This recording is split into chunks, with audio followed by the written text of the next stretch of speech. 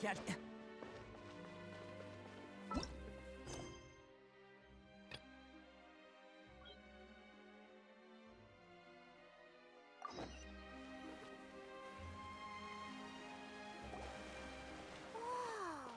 Now this is fancy! The Opera at Eclairs. What a place to hold a performance! No wonder Linny and Lynette were looking forward to it. Huh. Looks like there's a lot of people standing around the fountain up ahead. Oh, Archon, please bless us with a bright and healthy child. We pray. I don't know why you always feel the need to ask so much. I'll be happy as long as our child is healthy and lives a peaceful life. I guess if they're our kid, then there's no doubt they'll turn out smart. Maybe this is one of the customs in Fontaine. There sure are a lot of couples here. Vache. What's wrong? Vache. Vache.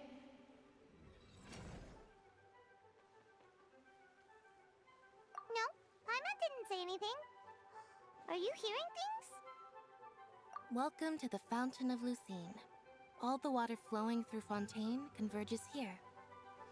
It's customary for newlyweds to come here and wish for children. Ah! Lynette! You scared Paimon! When did you get here?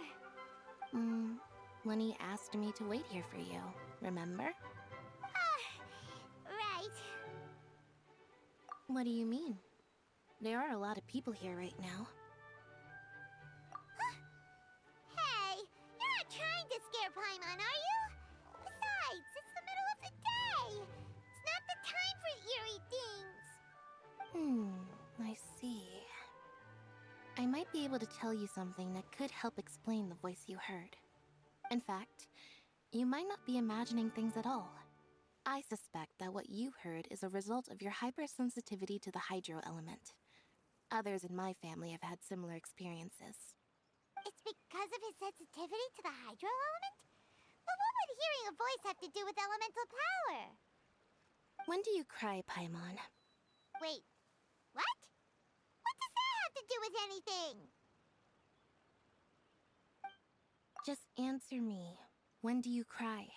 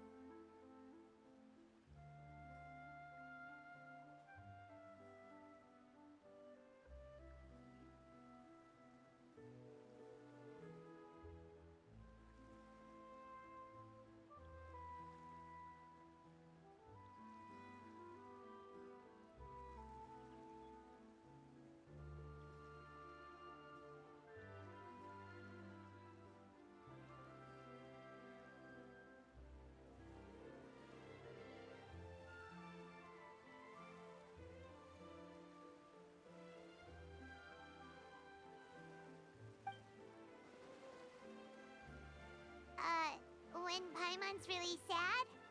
Oh, and when Paimon's super happy. Oh, and also when Paimon's really, really scared. Then you should understand that tears contain your most intense emotions.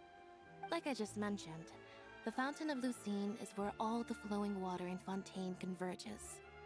Even the tears that fall to the ground will eventually gather here. So maybe what you heard was the intense emotion coming from someone's tears.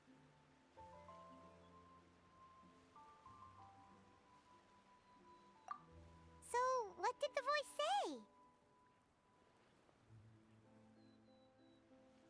Huh. If you were hearing their emotions, then Paimon wonders what happened to them. Rather than worrying about them, we should worry about my brother first. Don't let that calm look of his fool you. He tends to get pretty nervous just before a performance. So chatting with Linny might help him relax a little before he goes on stage. Oh, right. That makes sense. Let's go in and see Linny.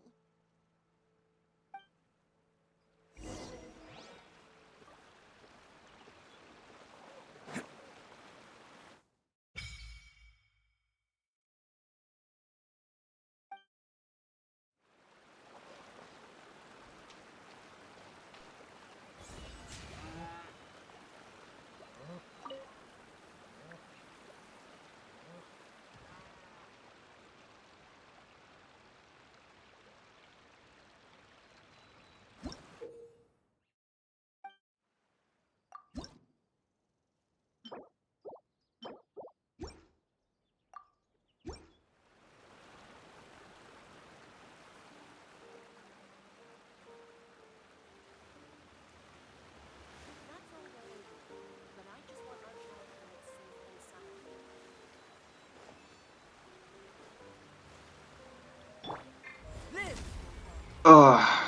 Так. Я очень громко, походу. Да. Сейчас надо это исправить. That's all well and good, but I just want our child to live safe and sound. Ага. Ну вот, я стал тише и лучше. Вода. Вот, держи фонтан бычка.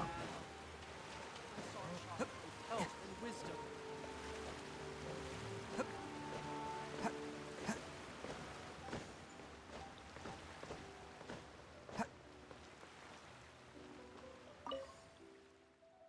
Эльф.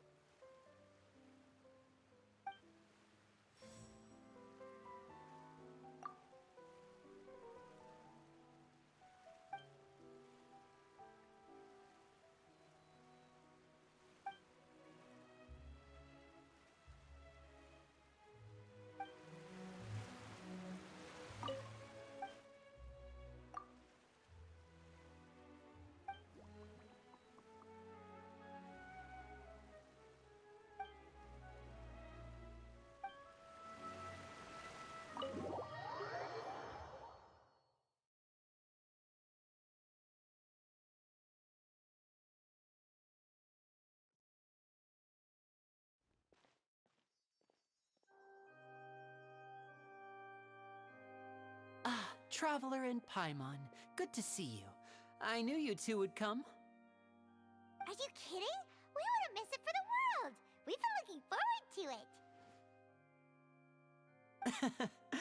I can tell, judging by how early you've arrived. But you're actually right on time. The audience still hasn't started entering the venue yet, which means now is the perfect chance for us to take you to the best seats in the house. Wait just a moment. I'll fetch the tickets.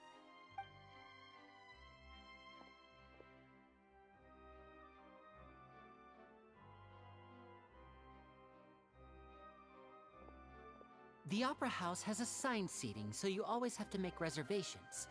I've already reserved your seats, and here are your tickets. Ooh, front row seats. Thanks, Linny. Don't mention it. There's no need to keep thanking me. Hey, Lenny! Could you come over here and take a look at this? Oh, I'll be right there. Seems there's an issue with the stage props over there. That's Cal, my assistant, calling me. I'll go lend him a hand. Yeah, we'll just go to our seats. You go ahead, Linny.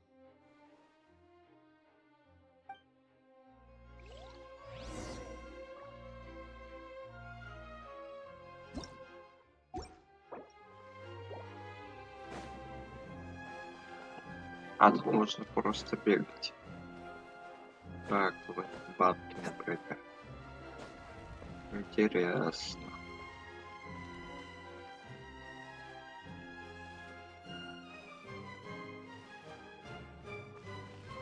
Ну, тут, наверное, сундуки будут. Хотя бы один. Точнее, квестовая зона.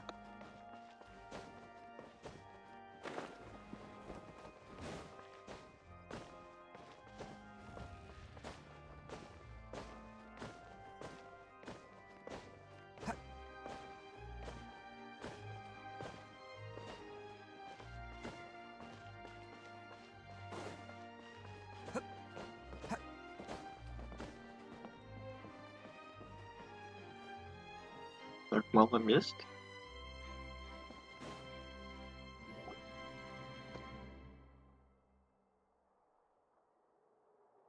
Oh, these should be our seats. Come on, let's sit down.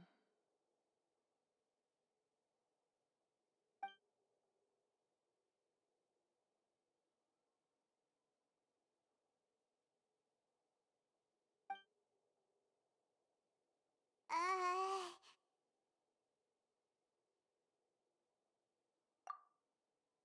uh.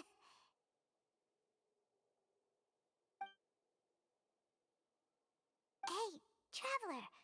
Maybe we should strike up a conversation with the person next to us. Since we're sitting together and the rest of the place is practically empty still, it's kinda awkward if we don't say anything. Ah, you little... Of course you put this on Paimon. Excuse me, I did not realize you felt awkward. I am terribly sorry. I would be perfectly happy to chat with you if that is what you would like. Oh, so you heard all of that, did ya? Boy, you sure have good ears. Paimon thought she was keeping her voice down. Wait, that's not it. Sorry. Paimon's the one who was being rude, talking under her breath like that. So, let's talk, but, what should we talk about? Oh, Paimon's got it. You're also here early and sitting in the front. Are you a friend of Linny's too? A friend, you say? Well, if Mr. Linney would like to be my friend, I would be more than happy to reciprocate. Oh, so you're not friends with Linny then? Oh, this is getting more awkward by the second. Paimon nearly forgot to make her introduction. Nice to meet you. Paimon is Paimon, and this is the Traveler. We just arrived in Fontaine. It is an honor to meet you two. I have heard of your deeds across Tevat. And as required by proper etiquette, I will also introduce myself. I am... Oh, Monsieur Nervillet, what an honor it is to have you here to see my show. Ah, Mr. Linney. I should say it is in fact an honor for me to see your performance in person. Wait, Nervillet? Could he be... I saw you all chatting just now, but it seems you still don't know who Monsieur Nervillet is.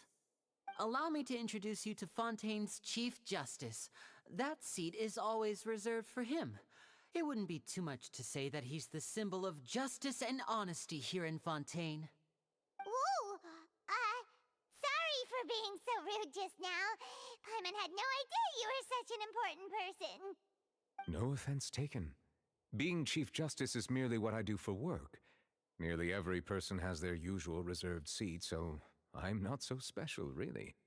And by the way, I should probably let you know, even though I would prefer not to. There's someone sitting up there in the VIP seats that has been striking a pose for quite a while now. I believe she is trying to give you a most elegant and impressive first impression. So I think you should take notice of her sooner rather than later. Otherwise, she may become flustered.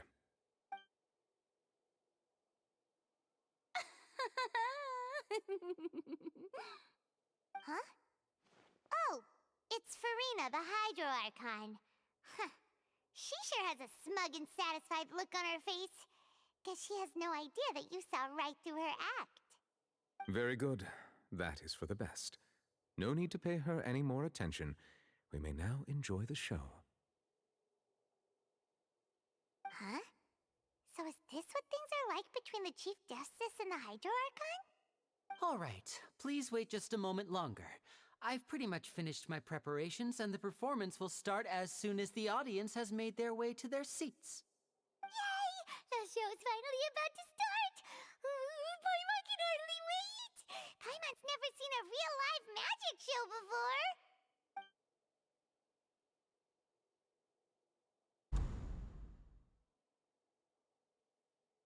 Oh! They're dimming the lights! The show must be starting! Sorry. Paimon will try to stay quiet. Welcome, one and all, to the Opera Epiclese. I am the star of today's show, Linny. And over here is my sister, Lynette, who will be working as my wonderful assistant. Please, let's give her a warm welcome. Hello, everyone. I know she may seem to be a little sleepy right now, but that's just a sign that she's nervous. Whatever.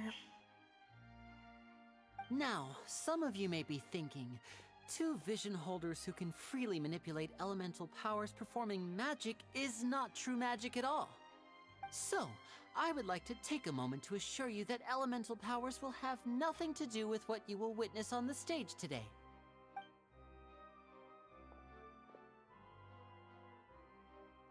Both Lynette and myself have removed our visions for the show.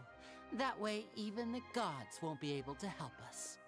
Oh, good point. That's what makes the show real magic. Now, without further ado, let the show begin. Lynette will now exit the stage to make some preparations. I know you might miss her, but don't worry. She'll be coming right back on stage momentarily. Perhaps in an unexpected way. I'm sure she'll be stealing the spotlight soon enough. Oh, and before I forget, there's one more thing I should say. You never know what can happen in the blink of an eye. A magician's greatest skill is making things disappear or appear. The possibilities are endless.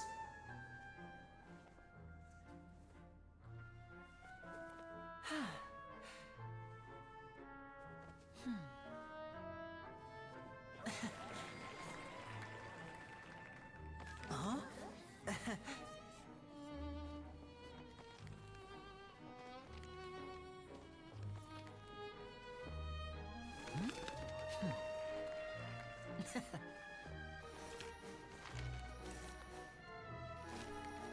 But this isn't what you came for. These little tricks, you've seen them all before. So it's time for something truly extraordinary, don't you think? This one's a little tricky.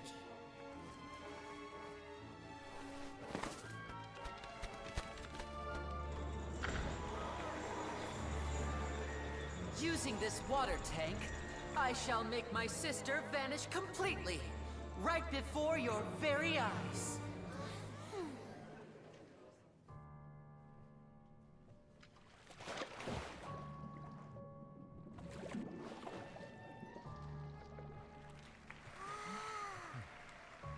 It's actually quite simple. She'll just turn into air bubbles and float right out of the top.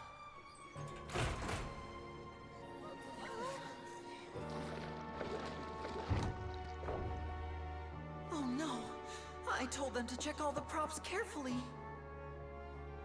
With the lid on, even air can't escape. An amateur magician would be getting very nervous right around now. Luckily, it's me on stage, so let me show you what a true virtuoso can do.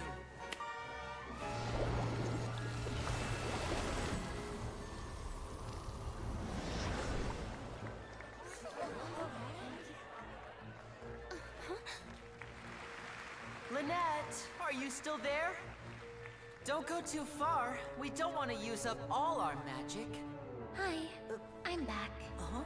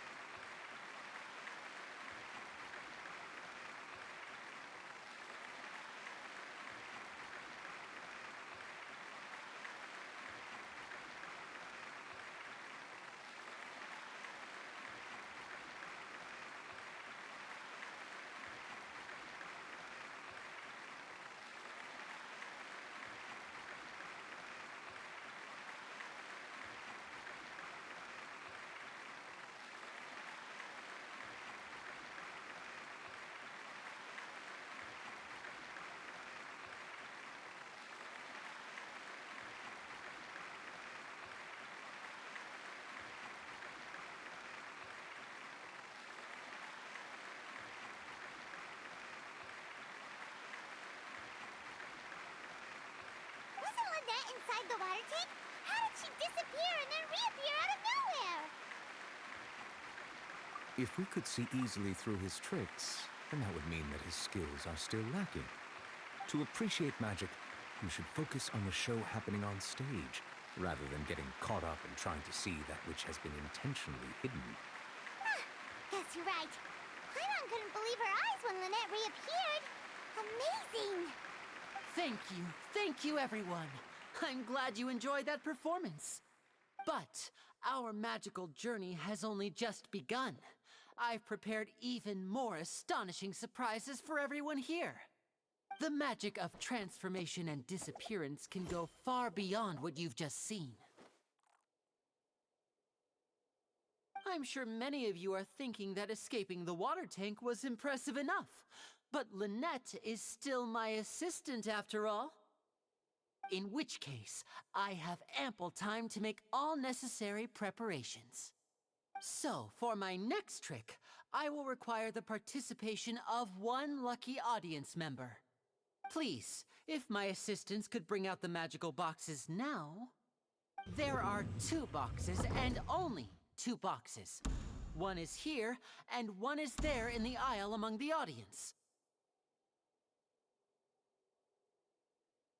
I'm sure many of our clever audience members have already guessed our next magic trick. A swap! Our lucky audience member and I will each enter a magic box. After 1 minute, we will each emerge from the opposite box. Now please, everyone pay very close attention to the box you see here. Don't give me any chance to make a move. Wow! How's he gonna do this? Hey, do you think this is all magic tricks, or does Lenny have actual superpowers? The lucky audience member will be generated by this random number selector. It selects numbers entirely at random. Even I don't know who will be chosen to participate. Now then, let's begin. Let me see. Oh, row 7, seat 3. Congratulations! You now have the chance to experience magic firsthand for an entire minute. Please, come forward. My assistant will take you beside the magic box. I'm sorry, it might be a little cramped inside, but no need to feel nervous. We've carefully arranged everything for you to be as comfortable as possible.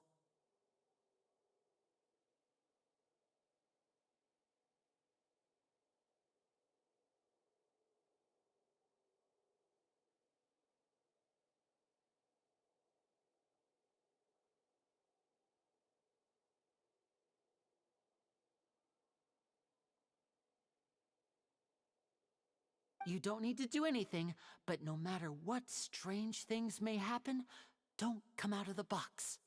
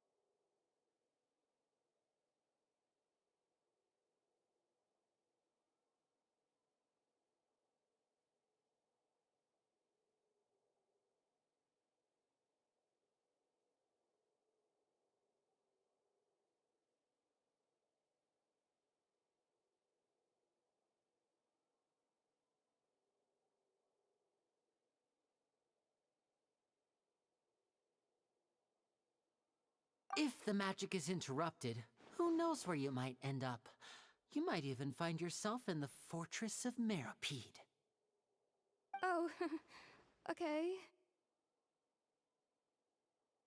All right. Before I enter the magic box, there is one more thing I need to ask the audience to do. Could you all give me a countdown? Like this. 60, 59, 58. Just keep counting down. You can go a little faster or slower if you like. I won't be able to see anything in the pitch black box, so I'll be relying on your voices to know when time is up. Oh, and no tricks now.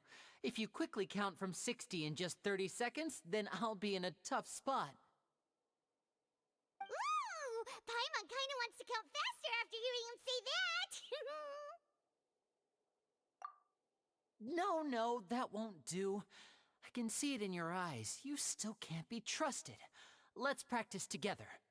Come on, repeat after me. 60, 59, 58. 60! 59! 58! That's right, perfect. Keep it going. All right, I'll see you all on the other side once you've finished counting.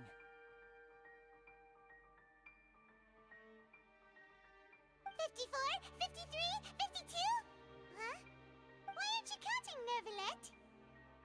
I am counting in my head. I think things are exciting enough in here as it is. Merely a consequence of my identity and personality.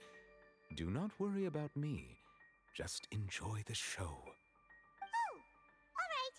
You look so serious that Paimon thought you might be feeling uncomfortable or something. 40, 39, 38! Mr. Linney, are you all right in there? Is everything ready? Yes, I'm fine. I'm just double-checking the direction of the magic. It would be a disaster if we get sent to the wrong places. For example, mid-air right above the audience. Even though he's saying that, Lenny doesn't seem nervous at all.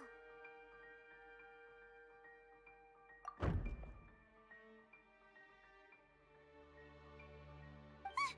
What was that noise? Did you hear it too? Not sure. Anyway, it doesn't seem like anyone's worried about it. 25! 24! 23! What's wrong, Mr. Linney? I can still hear you moving in there. I seem to have accidentally knocked over a decoration. I'm trying to fix it, but it's pitch black in here. I can't tell left from right. Never mind the decorations. There's no time for that. The show is what's important. No, that's unacceptable. I want my show to be perfect. Don't worry, we still have 20 seconds. Hear them counting? 19! 18! 17! It seems things aren't quite going as planned. I apologize, everyone. It feels like you're all starting to count faster, but that's all right. I know it can be tiring to do such a long countdown. 10 seconds and change is still plenty of time. 10! Almost there now. Whew. Swapping two people is harder work than you might think. Even a master magician like me can't guarantee I'll get it right the first time. Hey, wait! Is this the back one?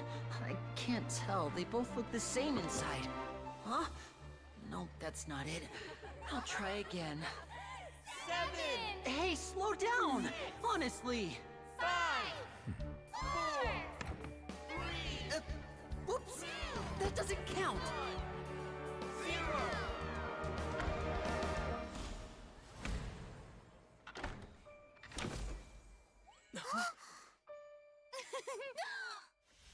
Ta-da!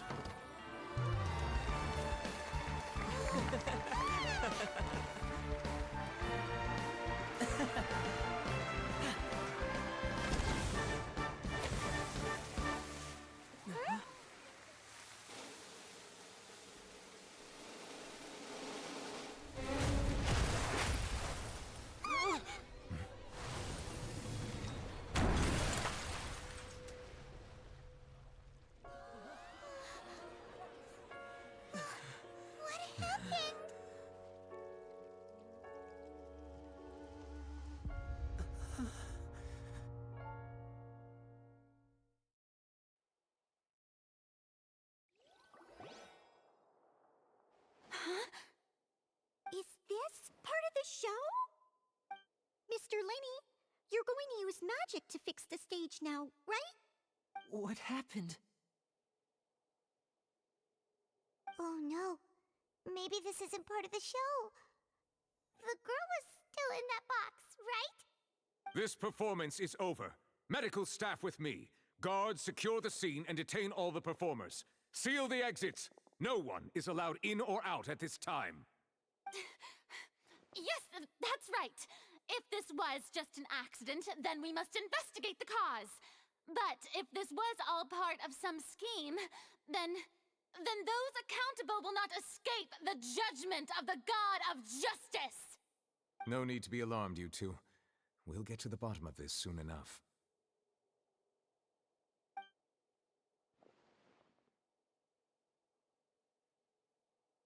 Unfortunately, the person who is in the magic box has been pronounced dead. His name was Cowell, one of the assistants in Linny's magic troupe. Apparently, the fireworks on stage ignited the ropes that were suspending the water tank, which then caused the tank to fall onto the stage. As of now, we are still not sure why we found Cowell in the box, rather than the guest from the audience. And after an initial search of the area, the guards have confirmed that the girl is nowhere to be found. It appears that this incident was not merely some mishap with the performance.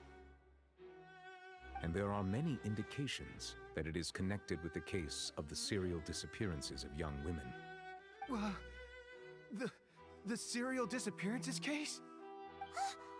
That's the case that Charlotte mentioned before!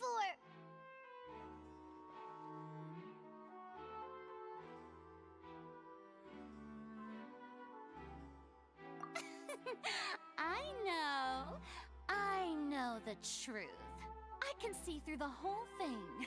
Really, using such a shallow and obvious mystery as his finale. Did he really underestimate us that badly? I say that our powerful magician, Mr. Linny, is now the prime suspect for the serial disappearances case. Huh? Why me? This whole thing was an accident. No, this all occurred during your magic show, did it not?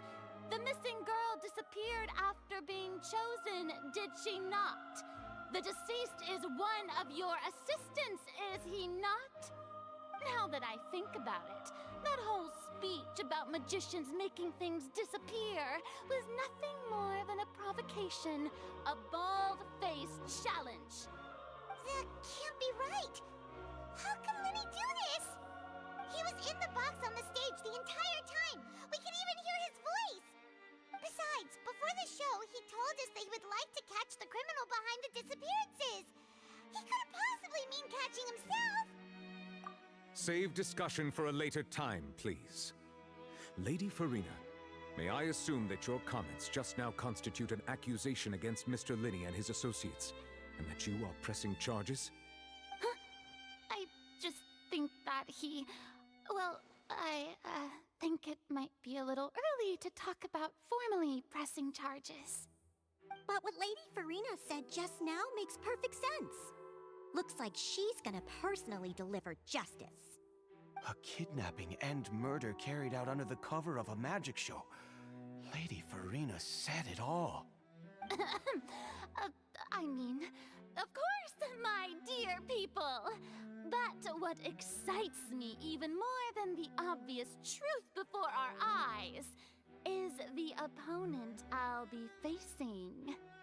That's right. I mean you, Traveler. You'll support Linny, won't you?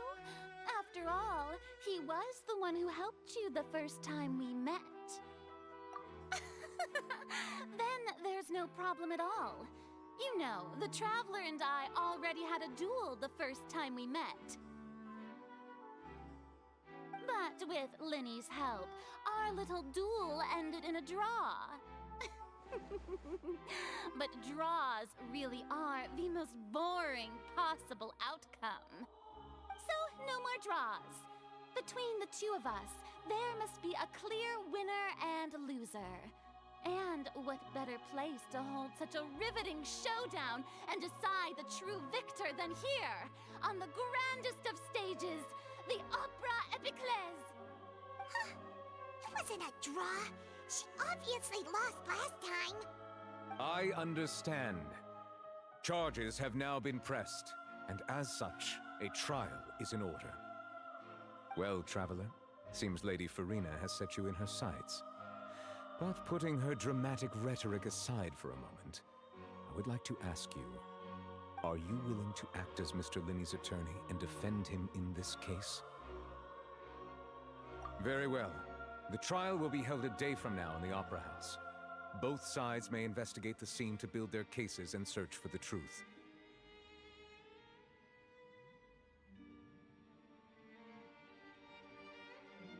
Linney and his troupe are all potential suspects and shall remain within the Opera House.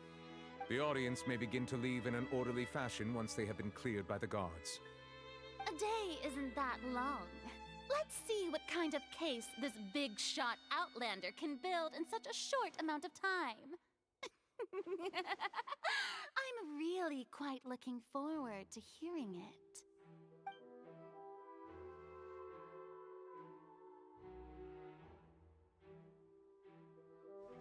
Lenny! Sorry about everything that happened just now. Were you frightened? Of course! Who wouldn't be scared after witnessing an accident like that? Yeah, I'm a little shaken up myself. How could this happen? And poor Cal. I know you already claimed that you would defend me, but now it's just us talking. Tell me, do you think I could possibly be the murderer? I understand. Even I'm not sure what happened, so I can only imagine how difficult it is for you to grasp the situation. I'm sure everyone sees me as the biggest suspect at this point. But, if you ask me, the whole thing is mysteries layered upon mysteries, such that all that's left is confusion. I don't know whether what happened there on the stage was purely an accident or not, and I don't know why poor Cal was in the box. As for how that girl chosen from the audience could suddenly disappear, I'm afraid I don't have any answers either. If someone tampered with my performance, then we need to figure out what they did. Even a skilled and knowledgeable magician like myself couldn't pull all that off in just 1 minute. Which is precisely why we need to investigate! As this book says, the impossible could not have happened. Whatever happened must have been that which is possible.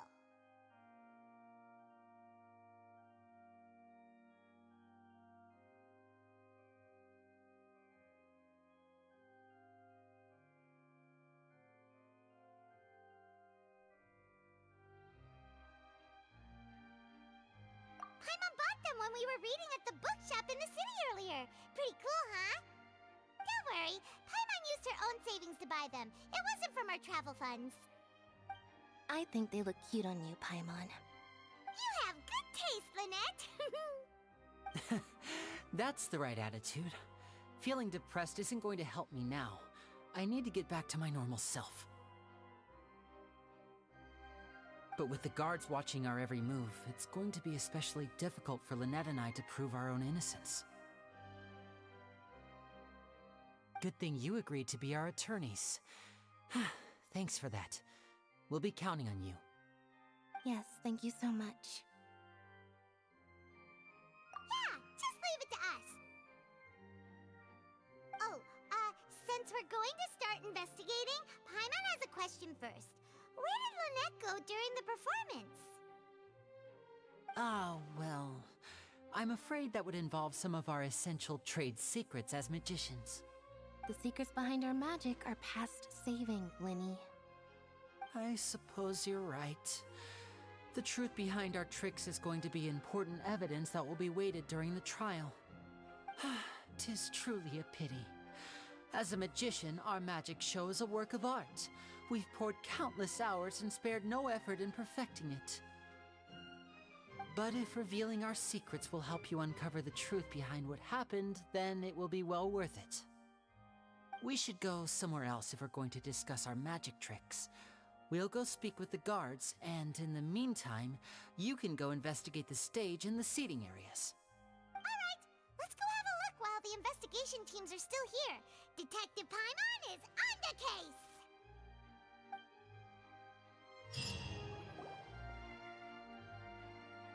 Hello, officer.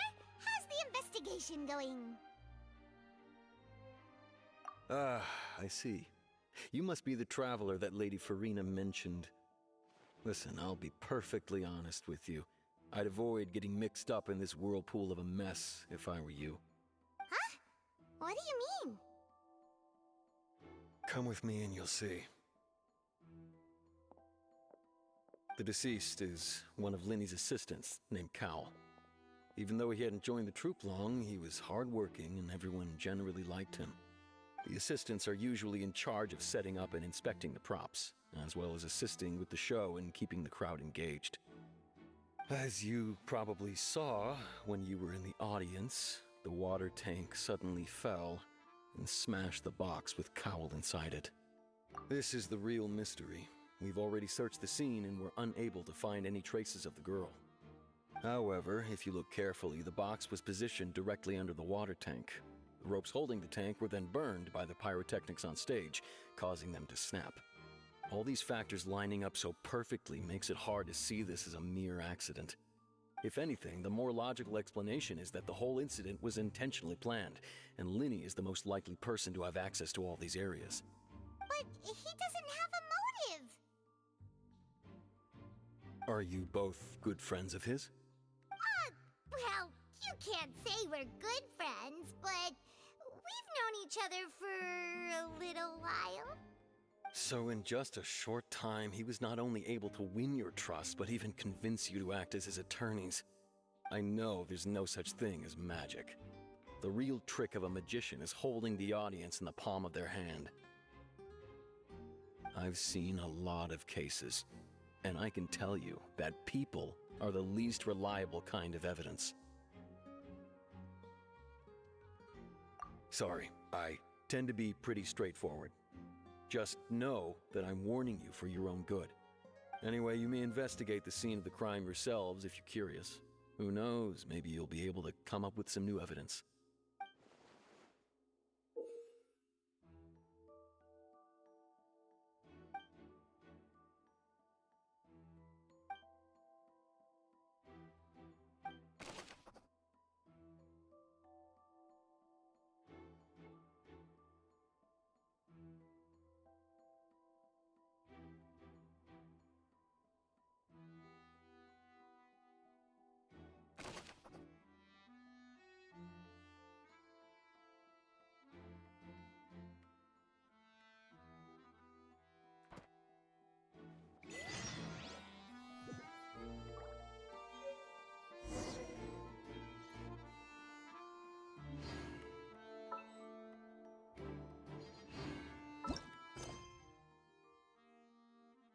Так, жесть. Люди остались. Ага. Вода.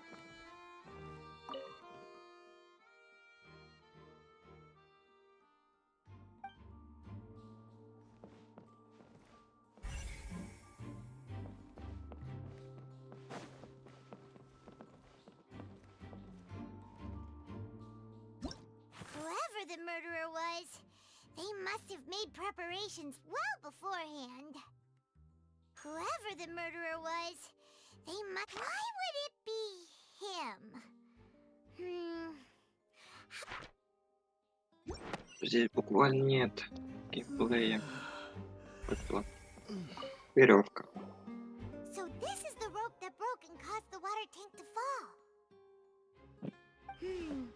The rope looks pretty durable. How can it be burned through so quickly by fireworks? Why are you suddenly so serious, traveler?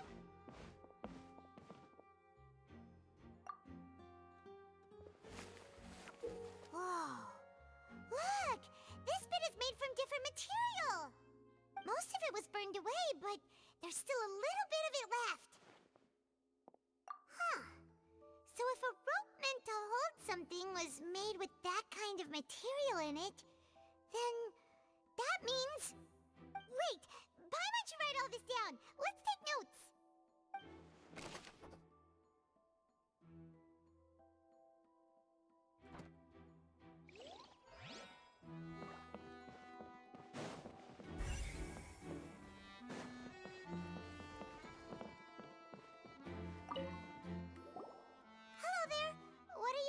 locating. Oh, this location has also been cordoned off because the Magic Troop members are currently considered prime suspects. The investigation team is still collecting evidence. The seats were all booked in advance, so we were able to deduce the missing woman's identity by checking the guest list. Sure, it's not like this is confidential information. We will publish it later anyway when we petition the public to help us find the missing person. Her name is Halsey. She's a painter from Fontaine who's made a bit of a name for herself. Apparently, she wasn't a regular at the Opera House, but she'd been feeling some pressure with her work lately, which made her decide to come see the magic show. The Magic Troop members all claim not to know her, and we have looked into her social connections. It seems that she has no personal grievances or conflicts of interest with the suspects. Simply put, she wasn't related to the Magic Troop at all, which matches the features. У тебя, значит, нет реплики на это. Хорошо. The previous serial disappearances. Were the victims of previous cases also chosen at random? That's how it seems to us, in any case. Apart from the fact that they were all young women of around the same age range, there really weren't any other connections between them. Okay then. No need to be so formal. If you do happen to see the missing girl, please be sure to contact us. It is of utmost importance that we get to the bottom of these disappearances.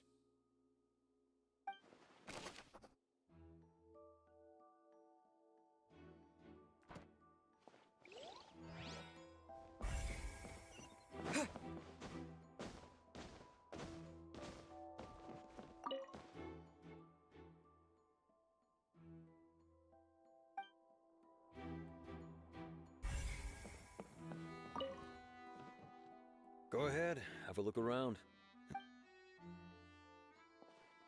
А, это вы одно целое.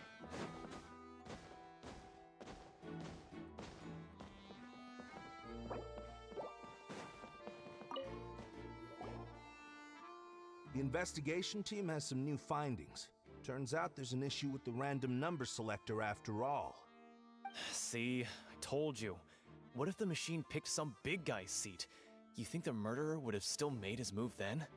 Sorry to interrupt, but we're helping Linny and Lynette with their side of the investigation. What were you saying about the number selector? There's something wrong with it? You're trying to help them? That'll be a tall order.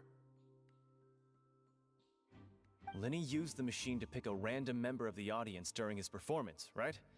The lucky girl that later disappeared. Well, we thought there might be a serious problem with the machine, so we had it taken away for further inspection. It turns out that the seat number it picked wasn't random at all. The machine picks that same number every time. I'm sure you already know that you have to make a reservation in advance to get a seat, regardless of whether it's a trial or some performance. In other words, Linny knew who would be sitting where from the very beginning. That much checks out. Linny reserved our seats for us too. Bet you see why I was saying it'd be tough to make a case for Linny.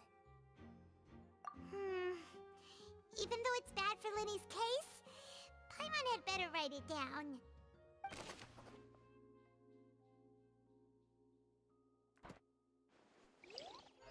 Так.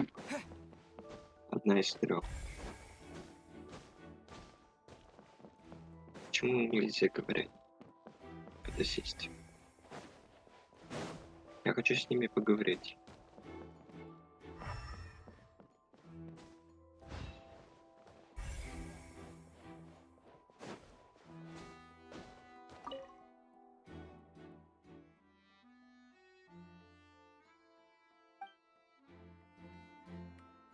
Так зайди, посмотри.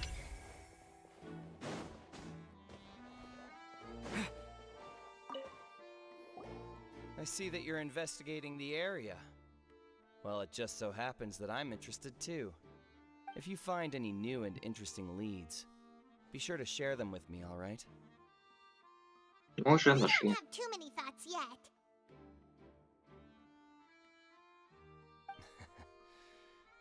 Then why don't I tell you my hypothesis first? The way I see it. And I'll start it with that loud thud. The thud? Oh, you mean the sound that happened during the countdown? Yes, exactly. It wasn't terribly loud, but I suspect that most people heard it. It's just that everyone was awaiting the results of Linny's trick with bated breath, so no one paid it much mind. But now that the incident has happened, the thud has become an important clue. That makes sense. So, what do you make of it? I'm of the opinion that it may have been the sound of Linny's accomplice. Lynette, perhaps.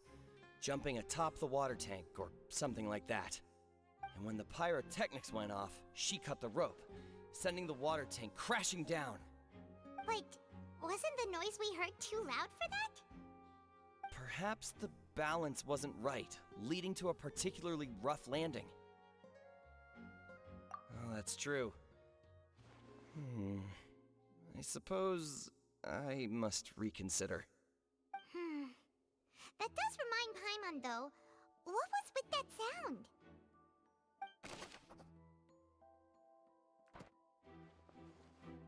А вот и звук добавили в дело.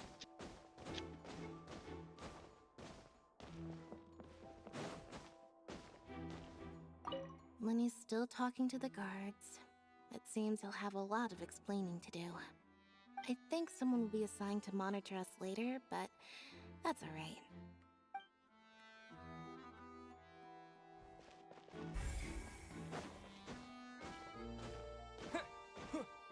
Если я попытаюсь выйти, все будет нормально.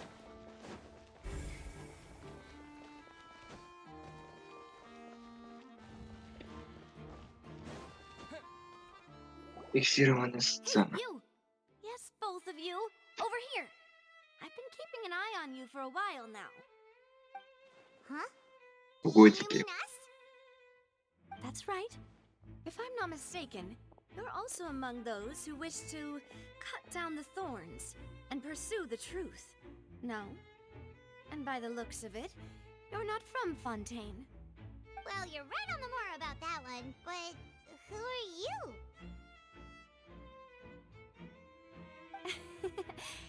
Have you never heard of the Spina di Rosula?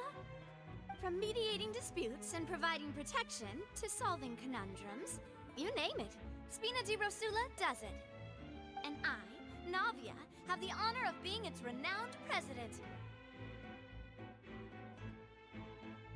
Though those who play by our rules call me boss. I'm Silver, her attendant. Pleased to meet you. And I'm Melus. Demoiselle's various daily needs and affairs are under my purview. Huh? Boss? Demoiselle? What gives with the names?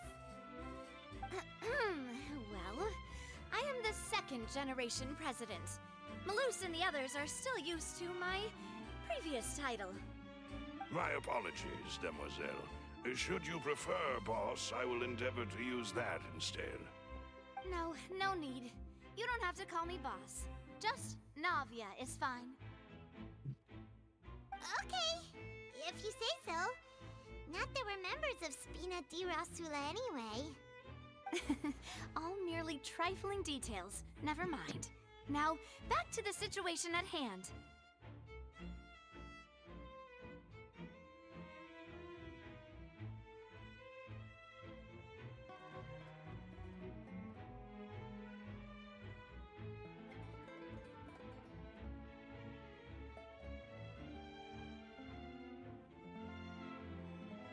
That's right. I've always kept an eye on the serial disappearance cases. My interest stems from a matter back from my father's time. Judging from the look of things, I find Linny an unlikely mastermind. Really? We think so too! That's why we're looking for clues now. But how did you come to that conclusion? Intuition, naturally. My unparalleled intuition. Farina sure was quick to point the finger at Linny without any decisive evidence whatsoever, wasn't she? Да. But that's not uncommon for her. If you remember, the Justice had to interrupt her and ask if she was pressing charges just to keep her from getting carried away. Anyway, A trial begins the moment someone levels charges. And, of course, there was no way Farina was going to back down in that situation. Sounds more like you just don't trust the Hydro Archon. Well, what's your opinion? I must admit that she can be interesting at times, but liking her doesn't mean that I'll blindly agree with her. All right, I've answered your question. Now, it's time you answer mine. Wait a minute, did that answer count? Well, I say it does. But don't worry, you won't hear any pointless questions from me. In your opinion, do you think it's right to treat a trial like it's an opera?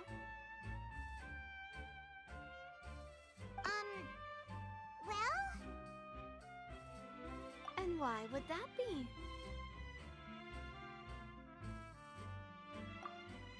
No.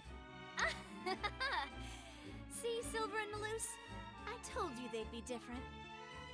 Most astute of you, demoiselle. I too think that the traveler's response was most excellent. No matter how wonderful the script or how fervent the audience's expectations may be, the trials that go on stage here must be based in fact.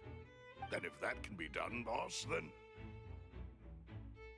All right, that's quite enough, Maloose. Anyway, I like your answer. You passed with flying colors. Now, I need to make some preparations, following which our joint investigation shall commence. You two shall be my assistants. Wait! Since when did we become assistants? Oh, well, I can be the assistant, sure. Or your companion, if you like. I'm really not that fussy. That's more like it. Far be it from me to brag, but I believe that Demoiselle's intuition will be instrumental in uncovering the truth. You wish to save a friend from false accusations, and we wish to unravel the disappearances. In this sense, our goals are aligned. You have a point. You're quite the talker, aren't you, mister? And what about you over there? What do you think? You seem like you've got something on your mind. I have nothing to add. Oh, alrighty then. We'll be making some preparations first. Just be sure to let us know if they start revealing Linny's tricks. Thanks!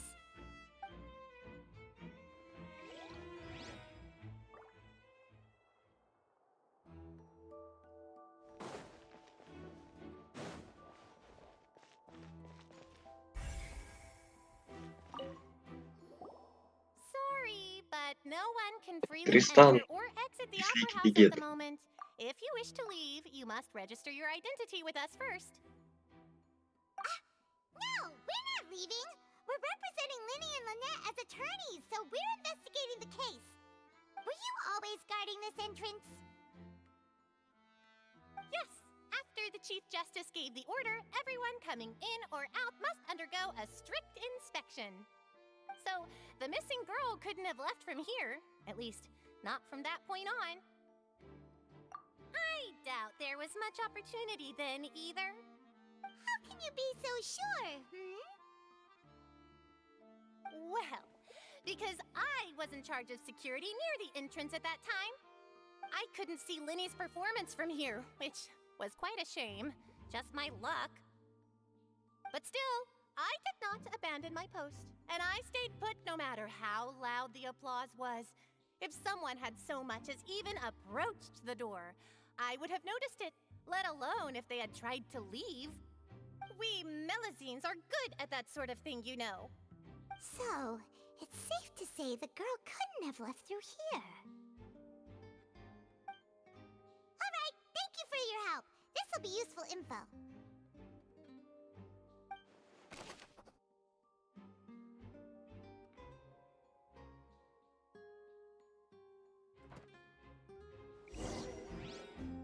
We've checked everything of note here at the performance venue.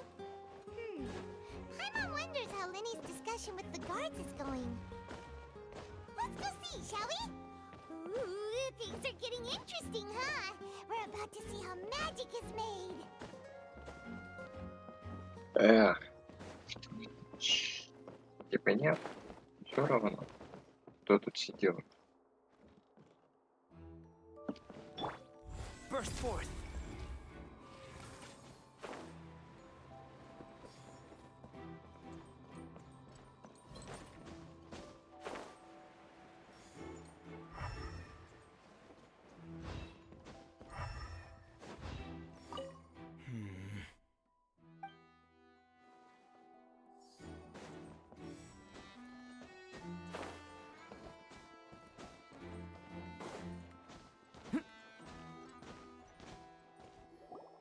Understood.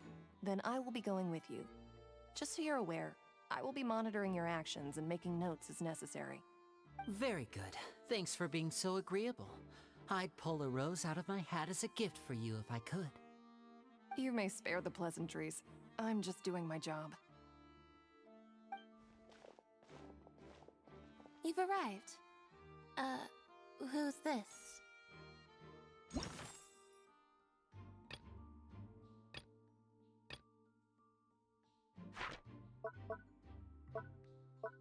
Me? I'm Spina di Rosula's guardian angel. If you've got a problem, I've got the firepower. Sorry, I got a little carried away there. Call me Navia. I'm a partner of theirs, and will be helping investigate this whole situation. And these are my companions. Would you mind if they join as well?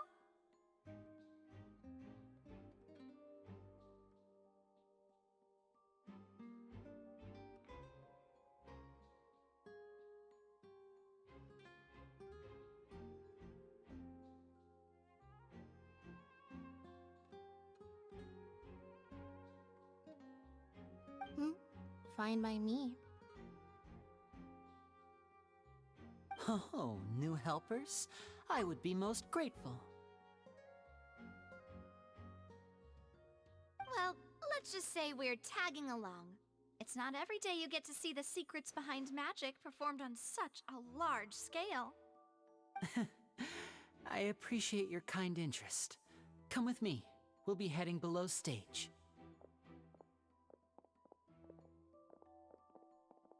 Huh? Below stage? Yes, a world of secrets is hidden beneath this magic box, prepared specifically for this switcheroo trick. But before I reveal everything, you should have a look first. Notice anything strange here?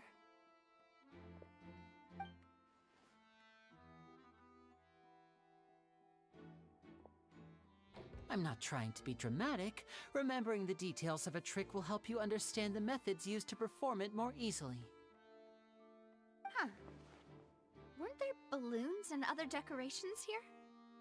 Where did all that go? Ah, good eye. That said, you're still far from discovering the answer. The back? You mean the inside of the door? What's different about it? Paimon didn't notice anything. Very good indeed. I thought you might not be able to catch that, given that you were sitting in the first row. The back of this door was patterned. Those patterns are now gone, replaced by a smooth wooden board. So, if you put 2 and 2 together, what do you get? Exactly. All right, let's go. I'll tell you how it works as we head down.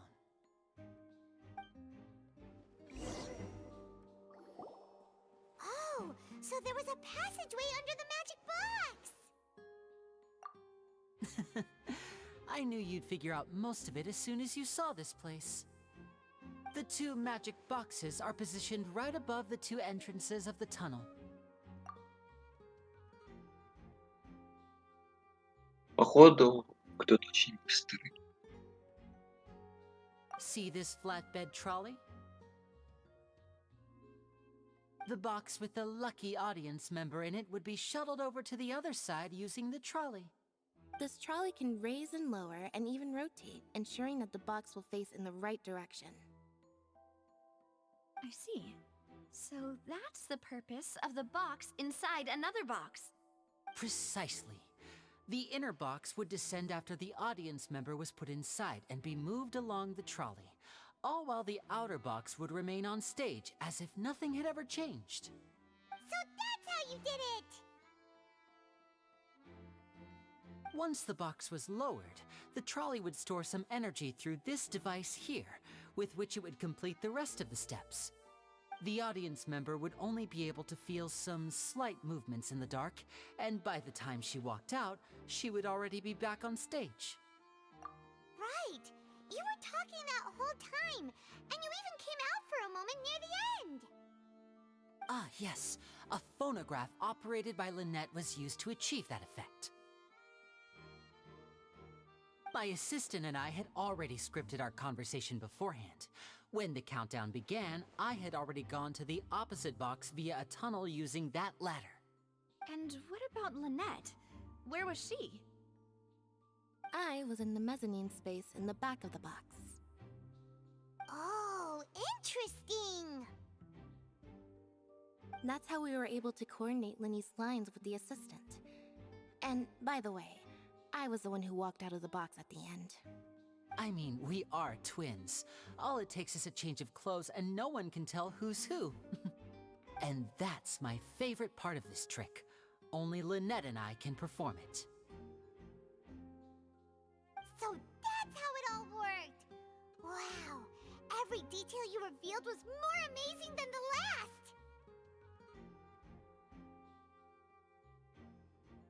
Так зачем они сделали возможность читать улики, если они ни на что не влияют? Lynette would briefly walk out of the box and then go back in, jumping into the tunnel and escaping before the box on the trolley could finish ascending. And then I walk out of the other box in the audience area, and the trick would be complete. The operative word here being would. But as you saw, Cal was in the box, not our audience member. She, on the other hand, mysteriously vanished. We really don't know how that happened. If not for that interlude, this would have been an astonishing trick. I probably never would have figured out how you pulled it off. And yet, to think that someone was able to use this magic trick to commit a crime. Could we have a look around? I think we can come up with some more leads. This is the scene of the crime, so Linny and Lynette are not permitted to stay here. I'll escort them back up. Yes, of course. No need to be so strict now. I won't disappear into thin air, you know. Thanks, everyone. We're counting on you.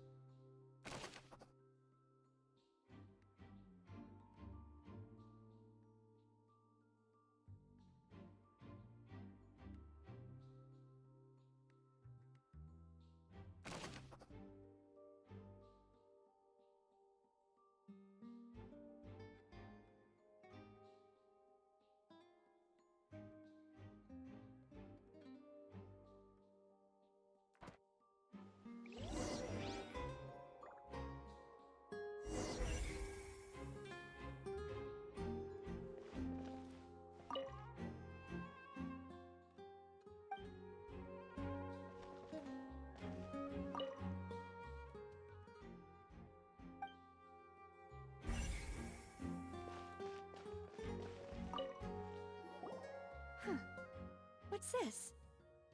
Looks like a hook tied to the end of a rope. Huh? There's all kinds of odds and ends here. Perhaps it was a prop for a different trick. But why would it have been left here? Whatever it is, let's make a note of it first. Я не думаю, что разбрасываться на это. В гримерке. Подсобное помещение.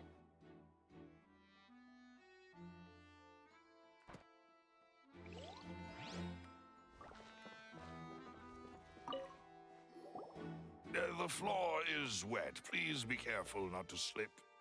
Speaking of which, why would there be water here? Oh, Paimon knows! It's one of those tricks where you pour water into a jug and then flip the jug over only for the water to disappear? And here's a broken vase. Huh. Did the trolley knock it down while moving? That can't be.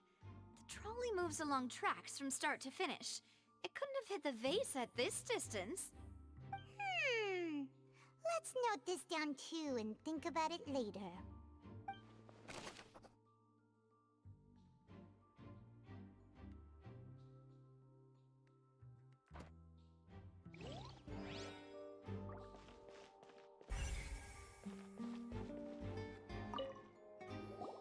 Oh, these are the clothes that the lady chosen from the audience was wearing, right? Her clothes are here, but she's nowhere to be found. Right. And do you really need to do that if you're kidnapping them? Ugh, this is so confusing. Paimon doesn't want to be a detective anymore.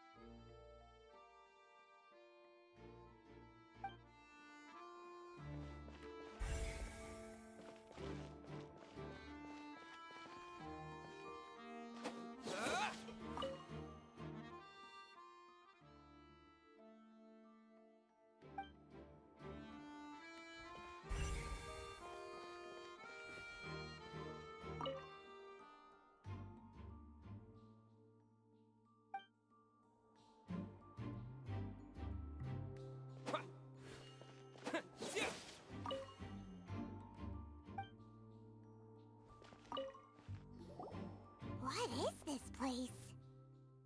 It seems someone could fit through here. Huh. Could this have been the suspect's escape route? Alone, perhaps. But if they had to pull another person with them, the space would be too narrow. But there are no other ways in or out of here.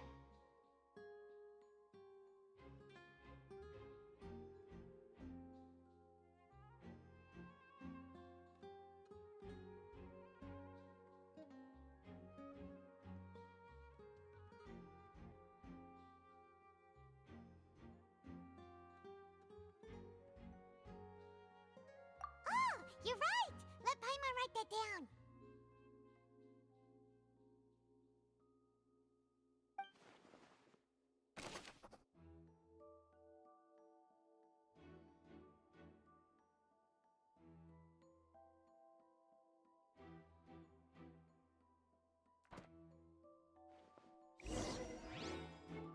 Seems we're just about done investigating down here. Yes. Let's head back up.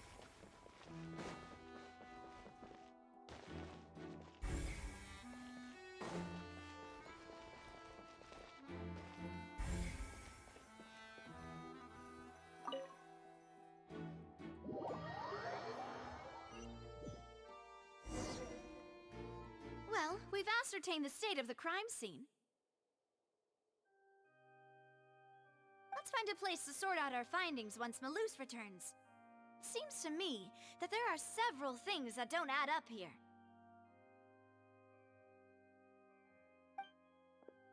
Apologies for the wait, demoiselle.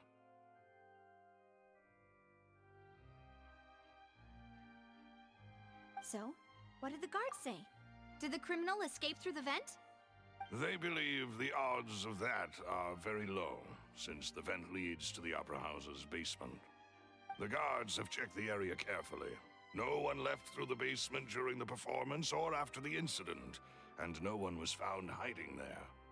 So the tunnels become like a secret chamber then. You know, like the kind you usually see in novels. The plot thickens. Halsey's disappearance and Cowell's death are both quite inexplicable.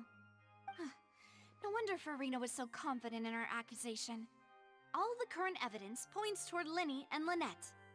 In other words, the charges are very likely to be upheld unless we make some considerable progress.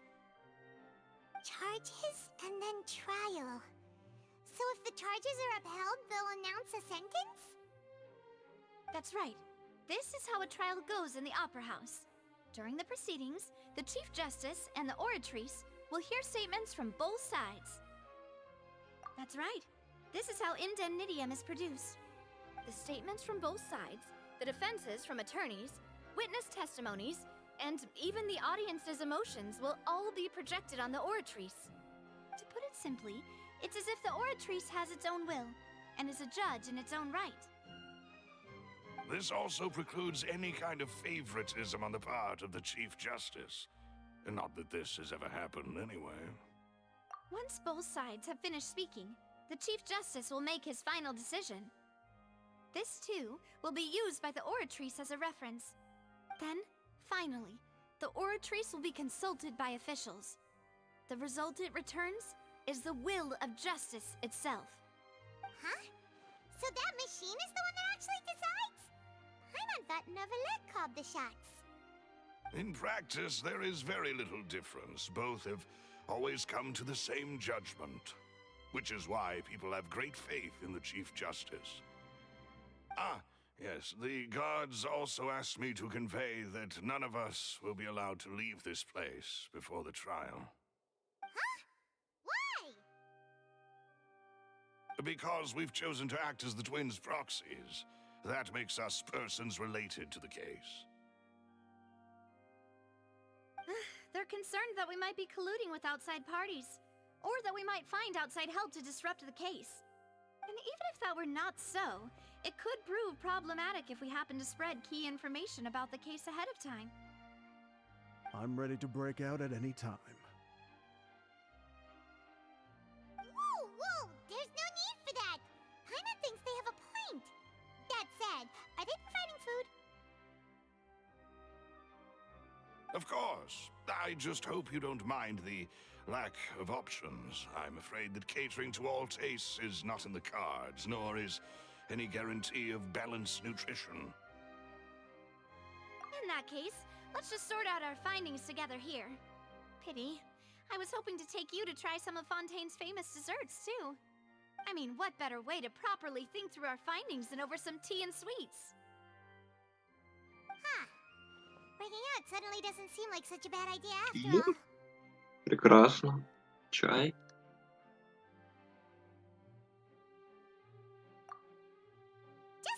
Just kidding. Paimon will still do her best, even if there are no snacks. What do you mean, no snacks? Of course we'll have snacks. If we cannot buy some, then we'll simply make some. Huh? Here? But how? Understood, Demoiselle. Everyone, please come with me.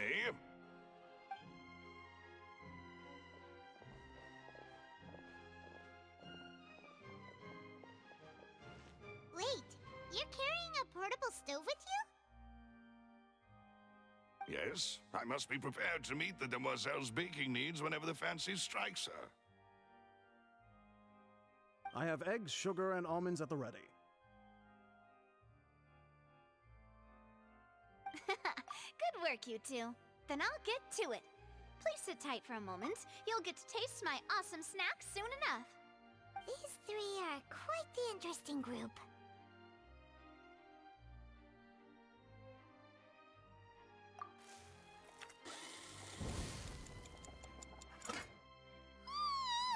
And Paimon thought it smelled good while it was still in the oven.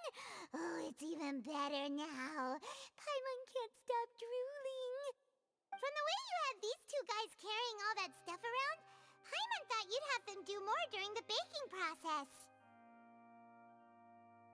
But you ended up doing the entire thing by yourself. beating the egg whites, grinding almonds, everything. I was applauding. And I was giving encouraging smiles. Paimon was just thinking, aren't you worried about getting your fancy dress dirty beating egg whites and baking like this? Well, I don't think it's carved in stone anywhere that fancy ladies can only read books, sip tea, ride horses, and play the piano. I just really enjoy making snacks. Don't underestimate beating egg whites, by the way. It's a real arm workout. You also need to beat them to just the right consistency, or your macarons will crack. Anyway, give these a try, fresh out of the oven. There's 3 for each of us. Only 3? Well, eating too many sweet treats might send all that sugar to your head. You wouldn't be able to think clearly about the case on a sugar rush, would you?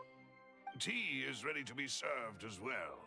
This is Demoiselle's favorite, strong black tea with a floral fragrance that clears the mind and lifts the spirit.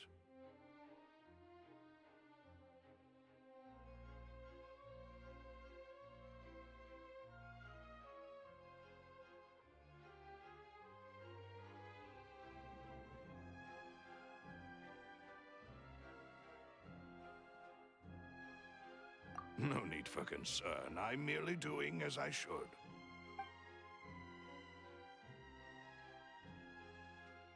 All right then. Down to business. As Paimon mentioned previously, the tunnel seems to be something of a secret chamber. However, we can assume that Linny and Lynette were not alone within it. Some criminal also occupied its sealed confines. The magician twins could have committed the crimes, of course, but they lack any logical motive. Exactly! Why would they do such a thing right when everyone was watching? The flower vase and the thud we heard during the performance could indicate some altercation between Halsey and the criminal in the tunnel, resulting in the shattering of the vase, the discarding of her clothes, and her abduction. Perhaps the criminal thought that since she was chosen from the crowd, she would be too easy to identify if she was still wearing the same clothes. Paimon thinks that makes sense, but the real trouble is... True. None of the clues we found thus far support the existence of this third person. But the only people left to consider are both technically victims, whether it's the missing girl, Halsey, or poor Cowl. Huh. Could Halsey have secretly made modifications to the magic props in order to murder Cowl before making her escape?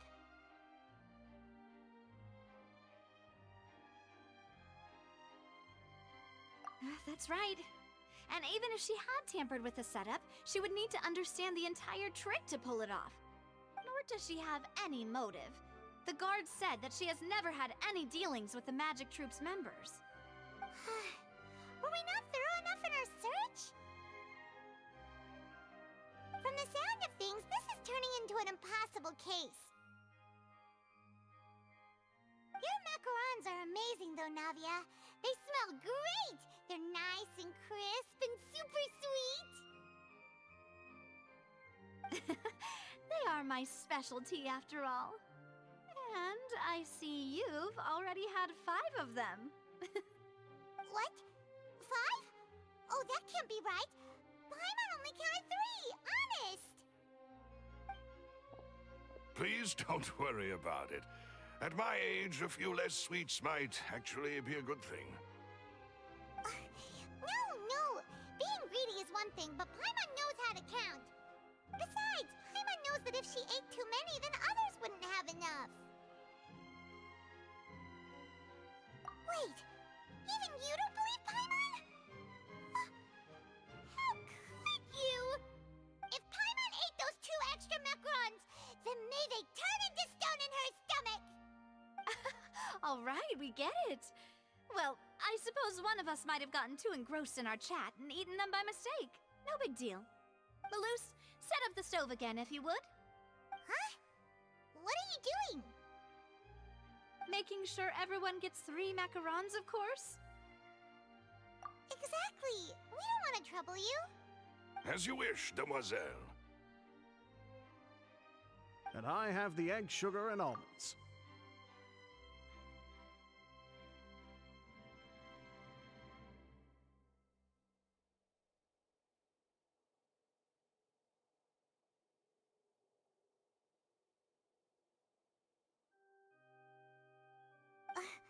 Well, this really is your hobby, huh?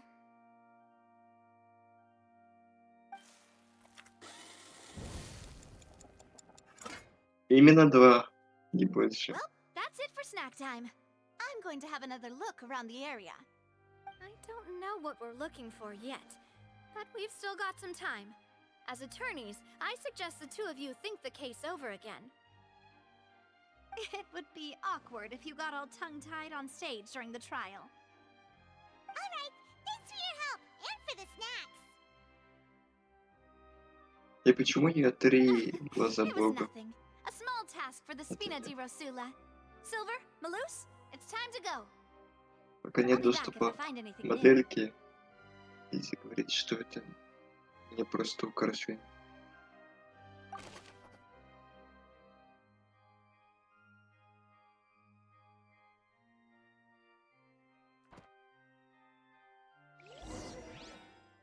All right, it's time to put our heads together.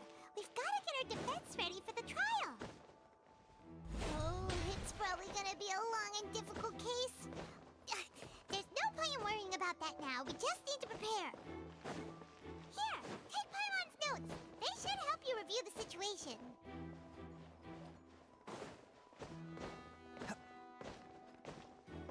Так.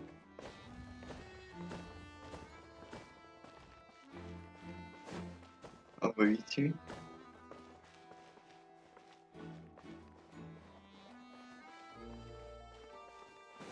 А выйти?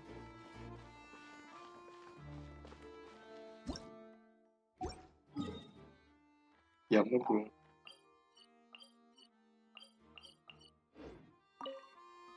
My apologies, but access to the venue.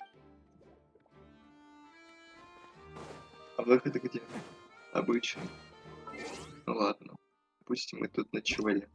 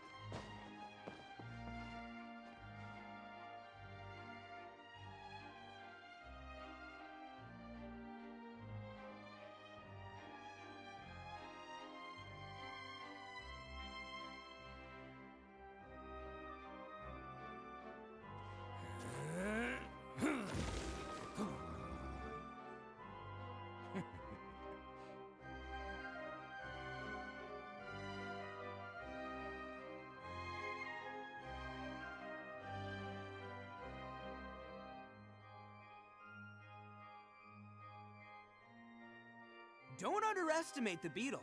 They can be some of the toughest little guys around. Yes, you can. Yes, you can. Want to know what's on this beetle's diet? Sweat and tears, that's what. That's how it gets stronger. I think we can all learn something from that.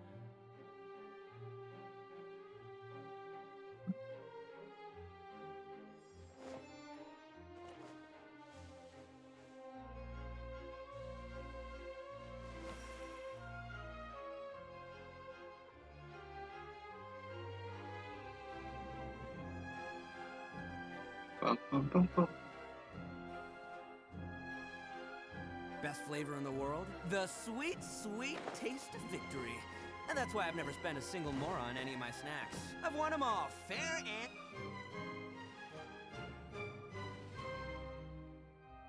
What do we do? The whole situation is so confusing. Good plan. Impossible things don't just happen. We'll get to the truth one way or another.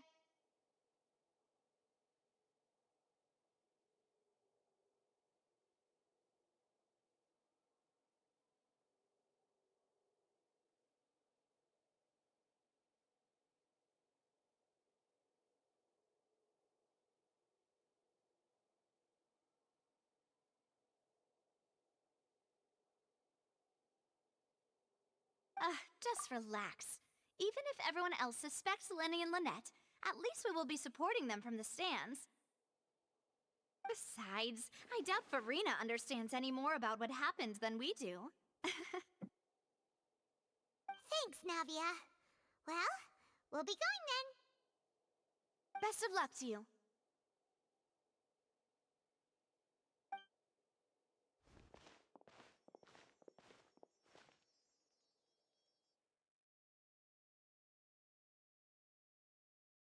Мультики. Ah, finally, you're back. Well, how did your investigation go?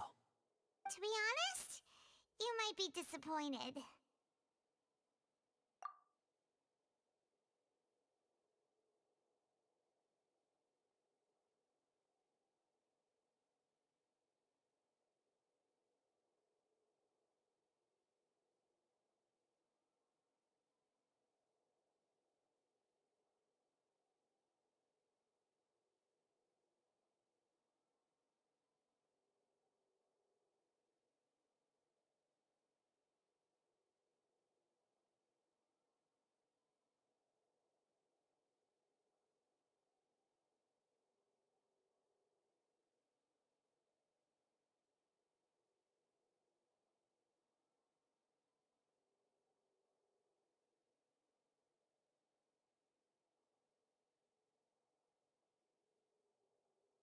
No. We're already very grateful that you were willing to help.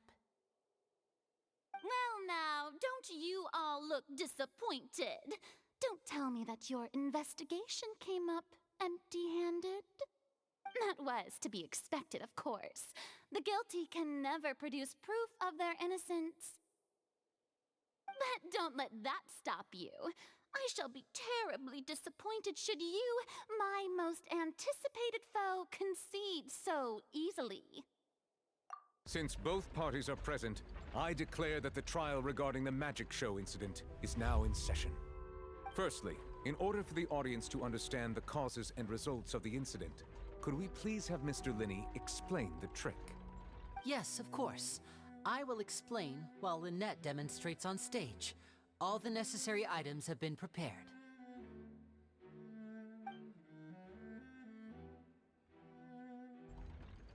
Thank you, Mr. Linney. In that case, I take your statement to be that you ran to and remained hidden within the magic box in the audience stands once the trick began, and thus could not have committed the crime. Is this correct? Yes, that's correct, Your Honor. In that case, I call upon the prosecution.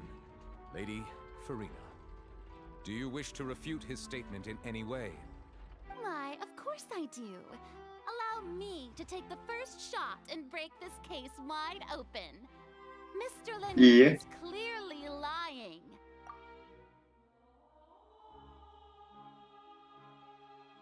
Ну вот, поехали. Опять это поза из какого детектива? Судебного, Эйс, Аторни.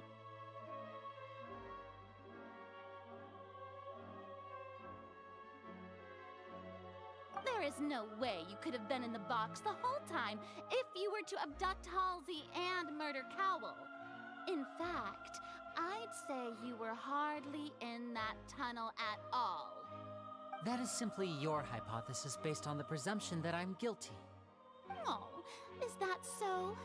And if I may ask, what did you hear while you were inside your box? Отсчет публики. The roaring countdown of the crowd, of course. That's how I kept track of the time and built anticipation for the finale. And you didn't hear anything else at all? Nothing that might leave an impression of any kind? No, nothing. I see. But when the count reached 30 seconds or so, there was a thud. One so loud that I believe practically everyone heard it.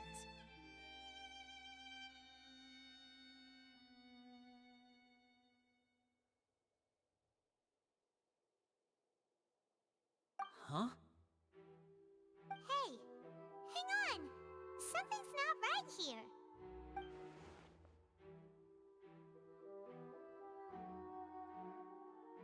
Yeah, I'm sure he could have heard a noise that loud from inside the box. I was right by the box and I definitely heard the thud. Look at those scales. Could those mean... Well then, ladies and gentlemen, allow me to use the words of the magician himself. You never know what can happen in the blink of an eye. Indeed, it seems his alibi can also collapse in the blink of an eye. Of course, I have armed myself to do far more than smash your alibi. Confidence cannot go unfounded, and my foundations are rock solid. Tell me, aren't you and Lynette actually from the House of the Hearth? Да, что это за взгляд? The House of the Hearth? Что это за построение? No wonder they did something like this. So the serial disappearances were the Fatsui's doing. Now it all makes sense. I've got a feeling that what happened on stage probably wasn't just an accident. That's irrelevant. Our identities have nothing to do with what happened. Indeed. Then perhaps you could tell us everything that happened during that 1 minute. Your first priority is to prove yourself innocent after all. I'm sure there is little that needs to be kept secret now.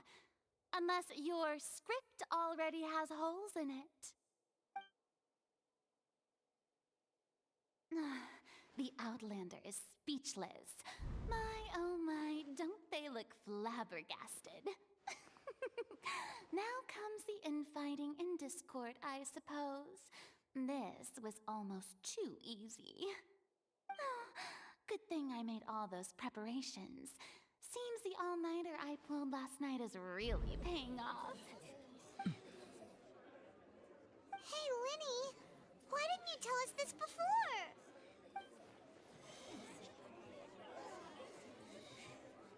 Order! Order! Mr. Linney, allow me to re-establish the facts. Lady Farina has raised 2 points. First, when the thud was heard in the Opera House, you were neither in the box nor the tunnel. Second, you and Ms. Lynette are both members of the House of the Hearth. Are these claims true?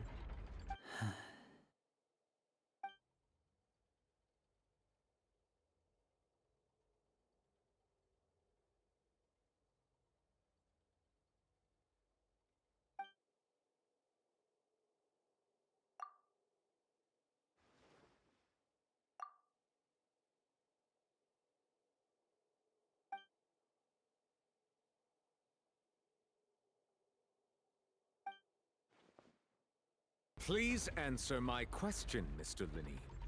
I'm sorry. Yes, they're true, Your Honor.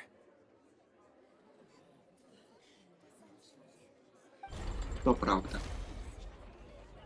I knew it! Well, that's it. We might as well move on to the sentencing already.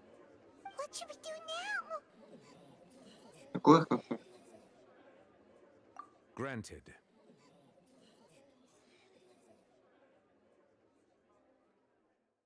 In that case, what is your request? Is that really necessary? They're already as good as guilty. The defendant deceived their own attorneys. What is there left to discuss? Order! Order, I say! Your request is reasonable, and we shall adjourn. This trial will reconvene in 1 hour. So you would stick to Mr. Linney's defense even after knowing what you do now? You certainly have more professionalism than I thought. In that case, my dear audience, let's allow the joy of victory to steep for a little while longer.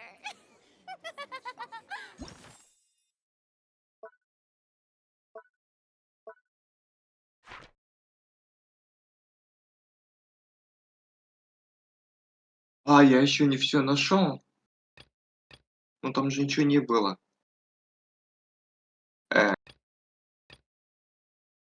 А нет, уже потом мне скажут, по идее. Как с трюком.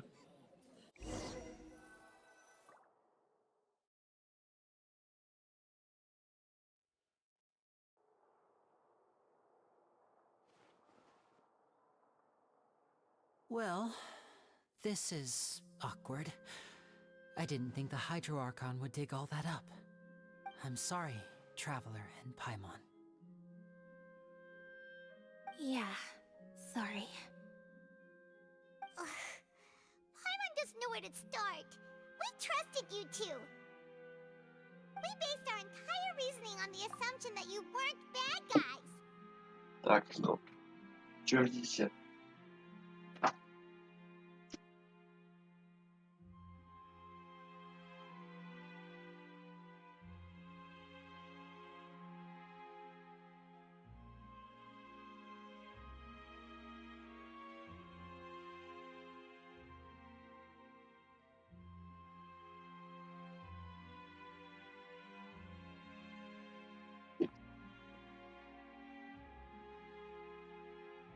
Not to set the wrong tone or anything, but Paimon's really mad!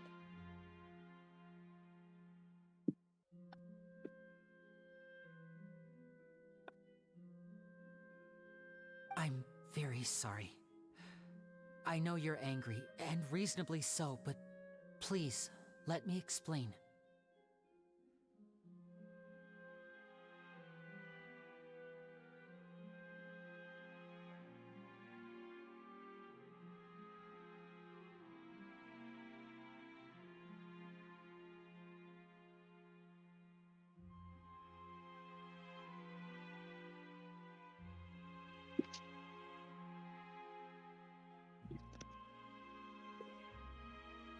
I know you've clashed with the Fatui several times before. I wouldn't be surprised if just hearing the word is enough to make you upset.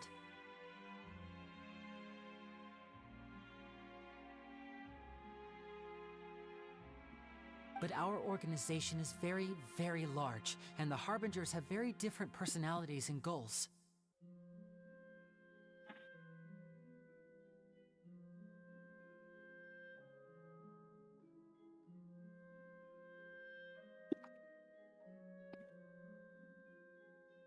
Right now, we want to save people. As many as we can.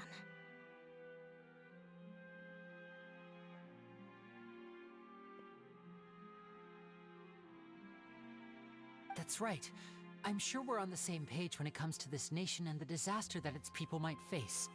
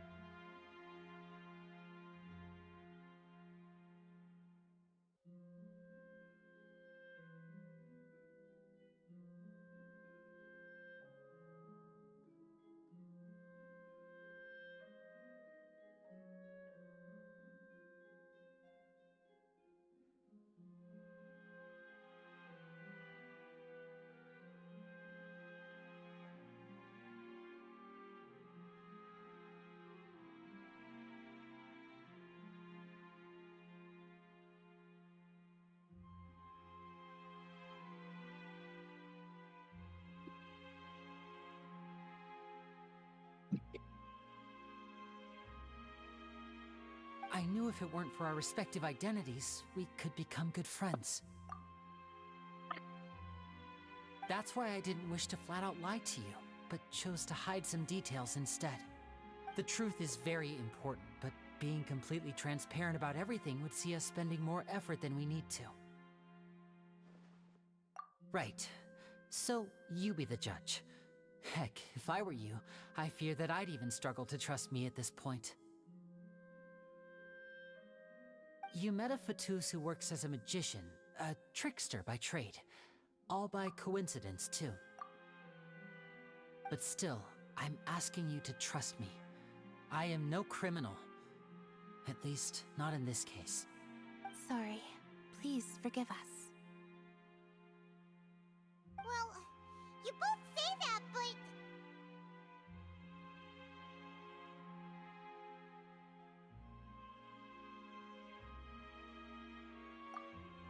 Right, let's hear your answer first, and no lies now! Of course. I'll answer any question you ask. We've been trying to find out how the Oratrice operates. We want to know why it has a consciousness. Why can it deliver sentences accurately? During our investigations, we learned that the machine's core is beneath it. From that moment on, Lynette and I have been designing this box swap trick with the objective of getting close to the core. Is that why you needed a whole minute? That's right. In truth, the audience would take about 75 seconds to count down from 60, while I would only need 15 to get to the opposite box. So, after jumping into the tunnel, I accessed the Opera House basement via the vent, and went to investigate the room in which the core is stored. That air vent was created during the construction of the tunnel specifically to execute this step. Well, nothing. As soon as I reached that room and was about to investigate, I heard someone's voice. Which should have been impossible, of course. I was quite certain that I was the only one in the room. That voice seemed to recognize me and tried to speak to me. I chose to err on the side of caution and retreated the way I came. On the way back, I saw the broken vase and the clothes on the ground, but the countdown was almost finished, so there wasn't time to give it any thought. After that, the homicide occurred just as you saw.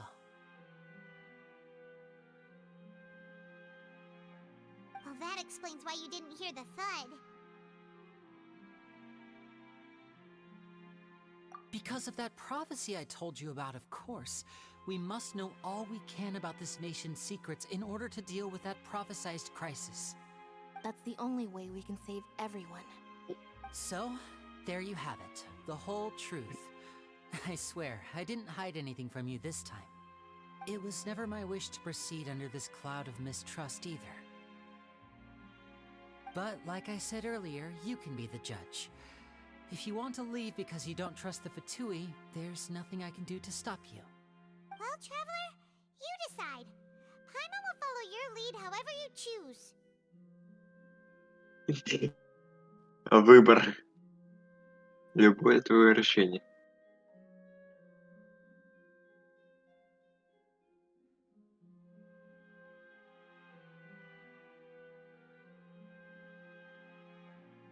Выбор.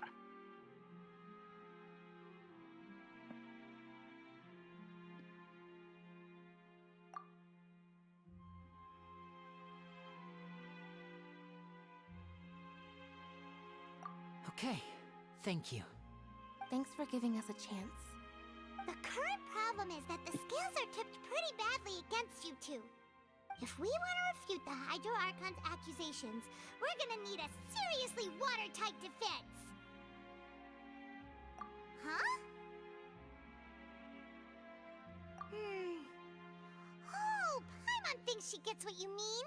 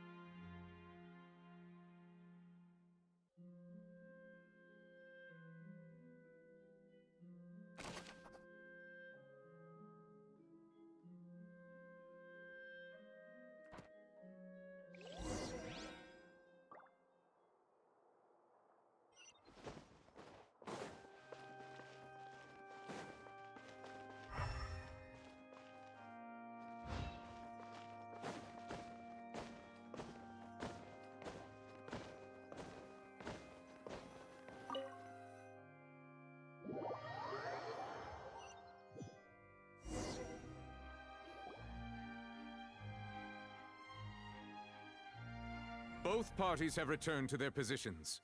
Let us continue the trial. When last we left off, Mr. Linney acknowledged the new evidence presented by Lady Farina as fact. Therefore, Lady Farina may continue stating her reconstruction of the events. Ugh, that took long enough. Now then, if everyone would lend me their attention. At this stage, let's revisit that scene from Linney's perspective.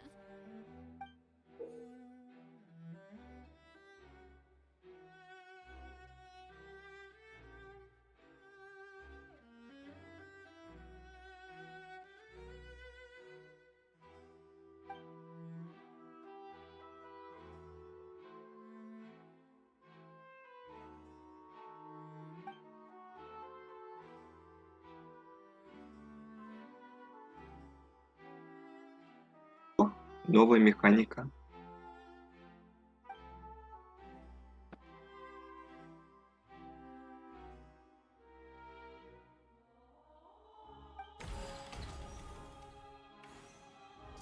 As the countdown began, he entered the tunnel. Так.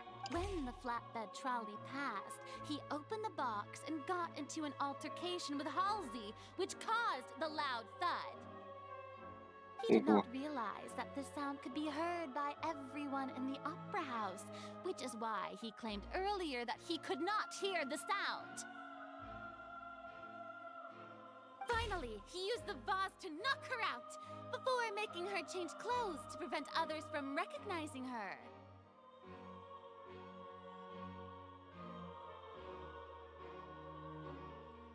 Цветочные вазы. Девушка потеряла состояние. At this time, Cowell arrived in the tunnel, having heard that strange noise, and caught Linney Он же стоял red-handed. на этом. На сцене, нет? So Linney proceeded to knock him out too before stuffing him into that box.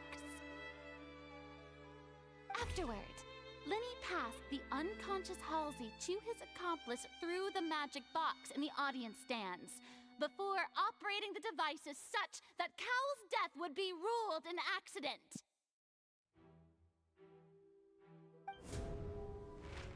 And there you have it. That's the truth behind what happened. Does the defendant's side have any objections to Lady Farina's description of the Нет, events? все. The Мы key to уходим. refuting Lady Farina is the order of events, what Linney experienced and what he saw.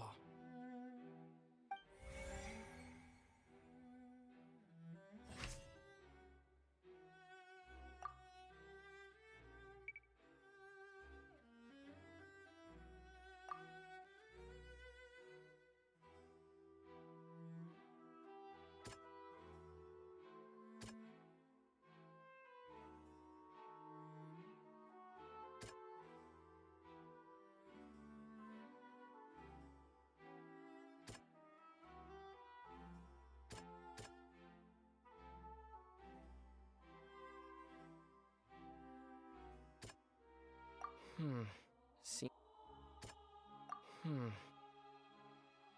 Так у меня нечего.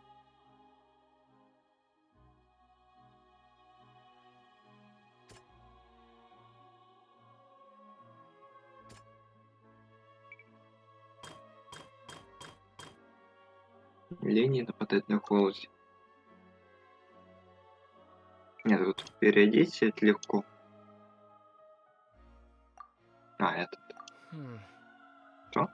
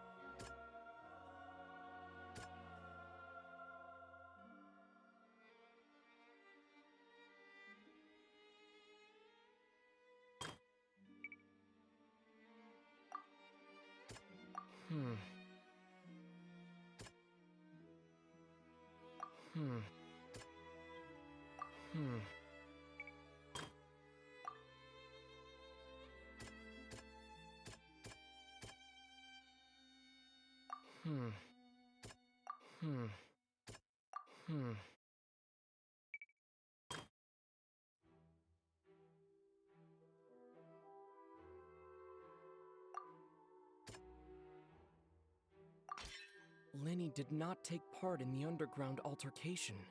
He only witnessed traces of the aftermath.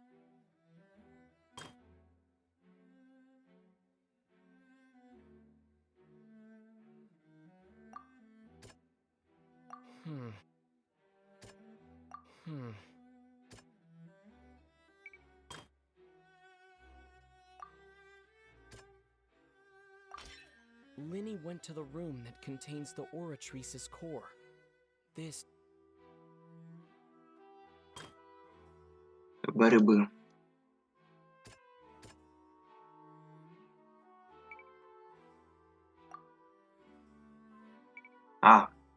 Возник приглушен сток, поэтому он не слышал. According to Lenny, he left via the vent after entering the tunnel.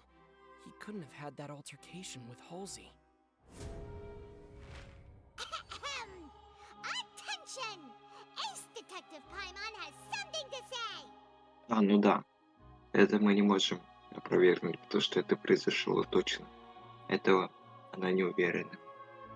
Тупанула. The countdown started. Lenny did indeed go into the tunnel. But he immediately used a vent to access the Opera House basement, which is where the underground core of the Oratrice is stored. Once he reached that area, he heard a voice in what should have been an empty room. Since he felt something was amiss, he returned immediately. The crime scene had already developed by the time he reached the tunnel again, and in order to complete the magic trick, he did not remain there for any length of time. Finally, he reached the surface, and that was when the accident happened from his point of view. Therefore, he's innocent!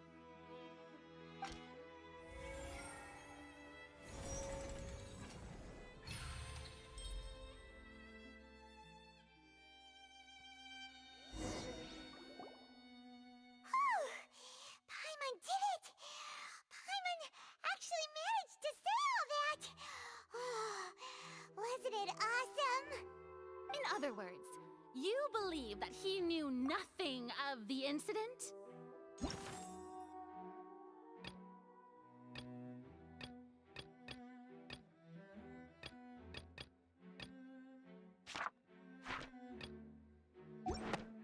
That's right! My reasoning?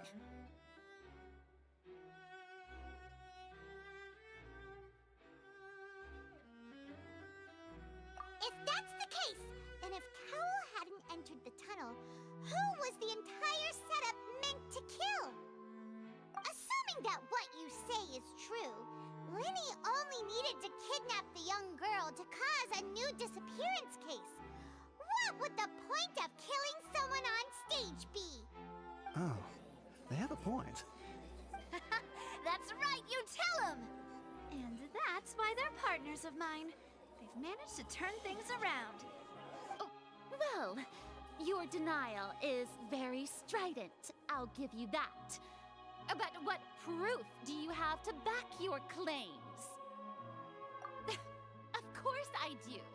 If he had been in the magic box the whole time, how could he have not heard that sound?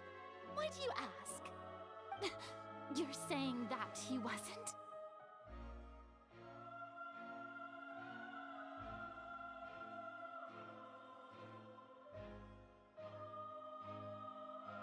Тут одно и то же написано.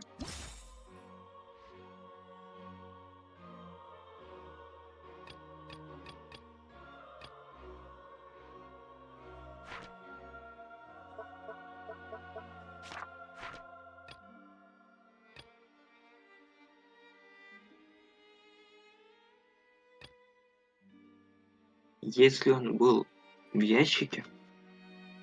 Стоп, я забыл, что там было. Так.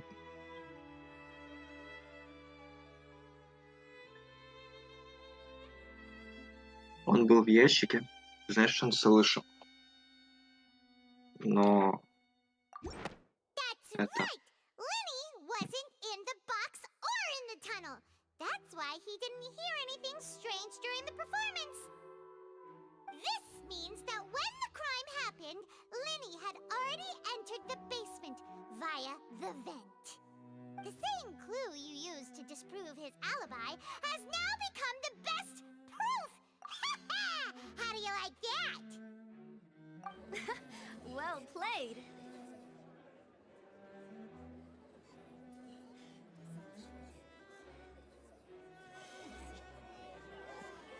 Как же они шушукаются. To think you'd use such logic.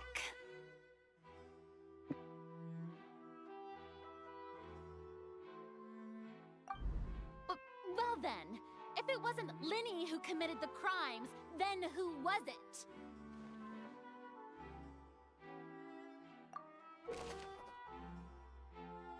Кто был убийцей?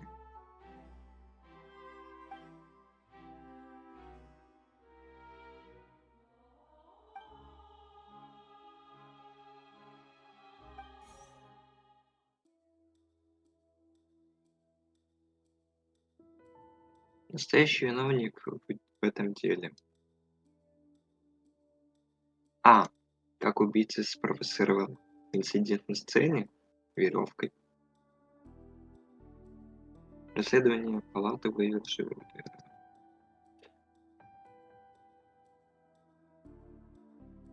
Так.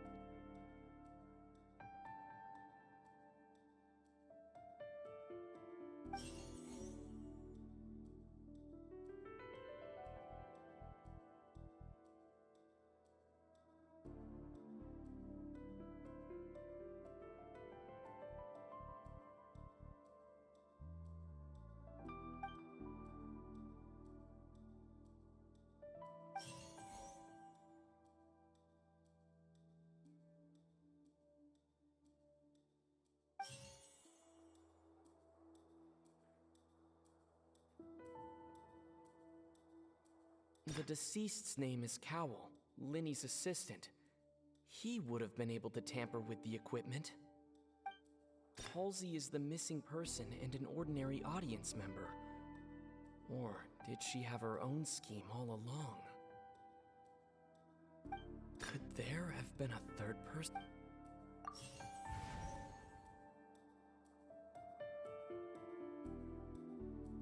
The deceased's name is Cowell, Linny's assistant. Halsey is the missing person and an... The deceased's name is Cowell, Linny's assistant. He would...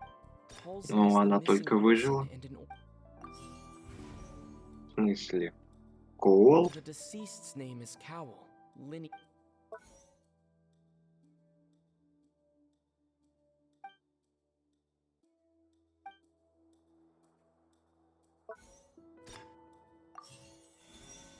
Чумакова.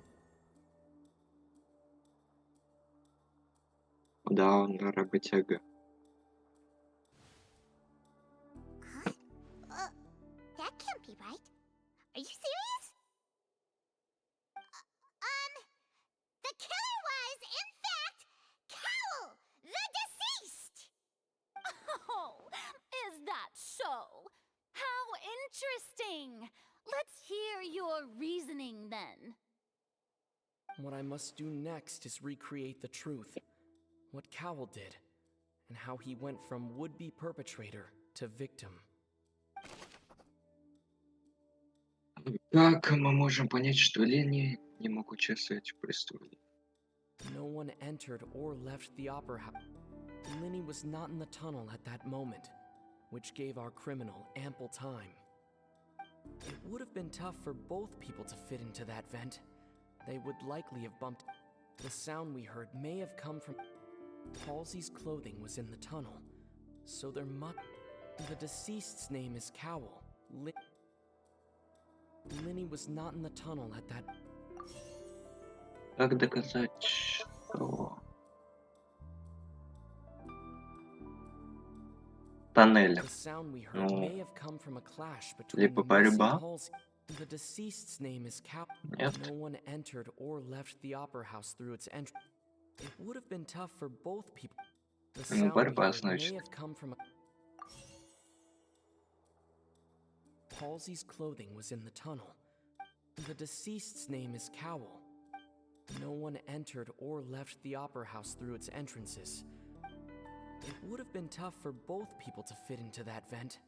They would likely have... Linny was not in the tunnel at that moment, which gave our criminal... Halsey's clothing was in the tunnel. The deceased's name is... Её? Halsey's clothing was in the tunnel. Куда подевалась Холси? It would have been tough for both people to fit into that vent. They would likely have bumped... No one entered or left the... The deceased's name is Cowell, Linny's assistant. А. He would have... Только последний.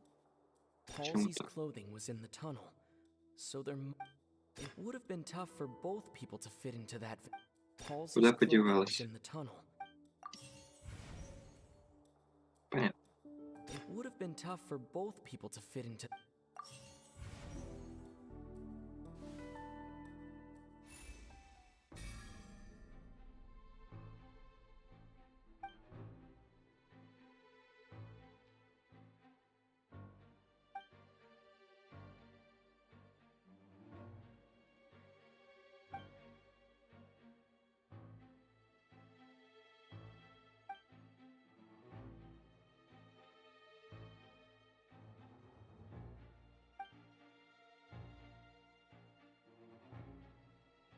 What's wrong, Traveler? Are you still having trouble figuring things out? I see how it is. So this was all just a bluff. And here I thought you had something to show for it. But it seems you're still far from the truth.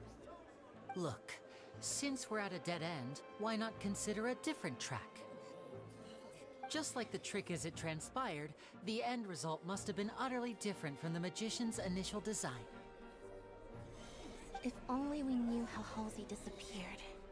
Well, that would be nice, but the tunnel only has 3 exits, and none of them seem very likely.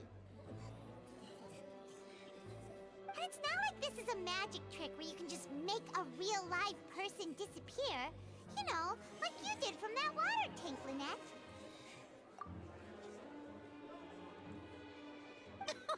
Excuse my interruption, dear opponents, but do you not see that the crowd is growing impatient? There is no greater sin in this opera house капелька? than an Ты awful куда? delay in the performance.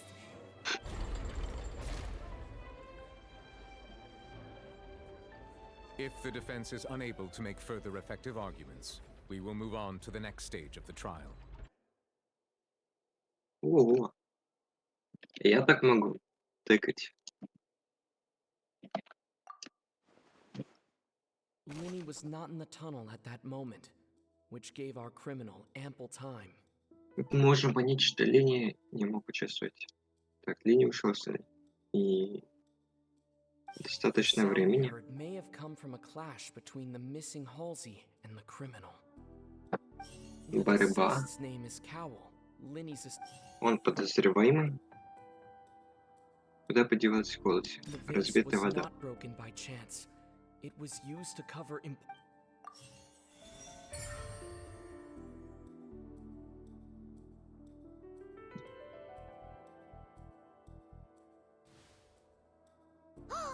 Paimon gets it! It all comes together if Halsey disappeared instead of being kidnapped. Lynette escaped from the water tank, vanishing gradually and leaving only clothes behind. If there's a similar method where a person could be transformed into water... Just a moment, please. I do hope you know how preposterous you sound at the moment.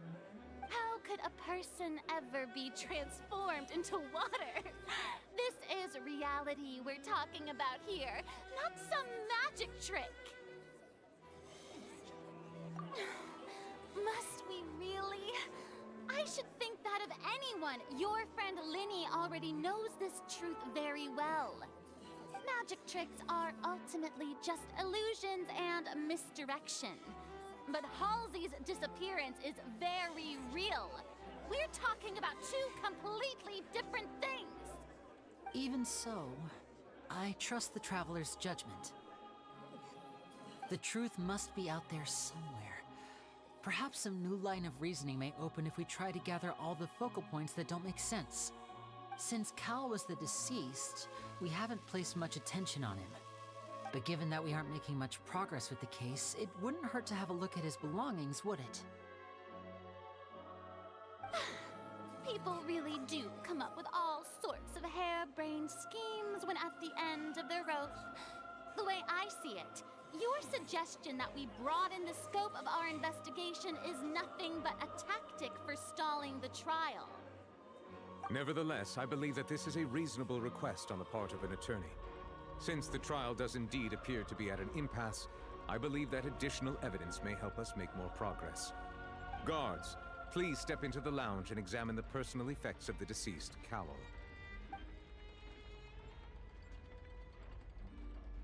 We are still examining the items, but we have already made critical progress that we feel must be shared with everyone post-haste. We discovered several test tubes of fluid within Cowell's baggage, each labeled separately.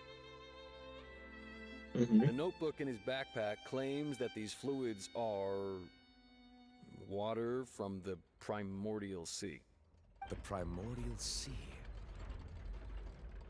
The note's contents also indicate that Cowell belonged to an organization that sells illegal drugs and that he had an accomplice.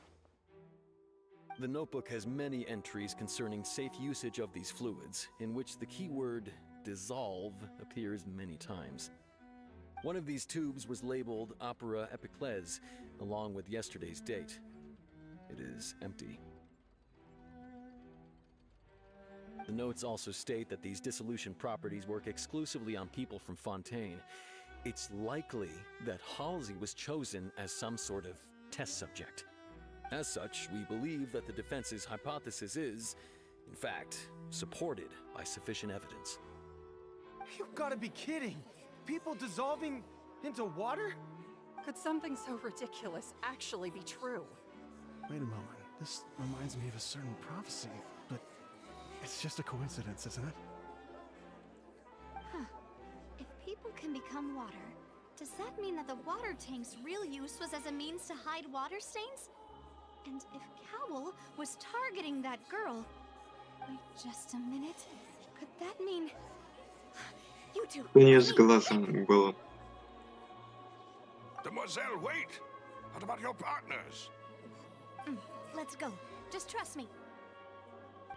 Order! Order! It is undeniable that further examination of the deceased's personal effects has yielded some surprising results, but we cannot yet verify the veracity of these clues. Still, let us assume that these clues are indeed authentic, albeit with the understanding that Ms. Halsey has yet to be found. Guards, please continue examining the items along these lines.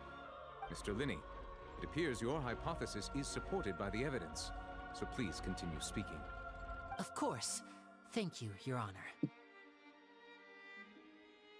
If we uphold this hypothesis, I believe that many of this case's seemingly unrelated clues can be connected together. Right!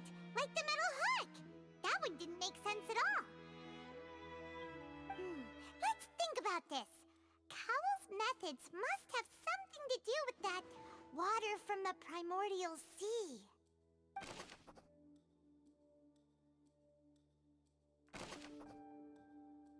Кто сейчас главный подозреваемый? Мертвяков. Какой реквизит использовал убийц, чтобы контролировать время растворения?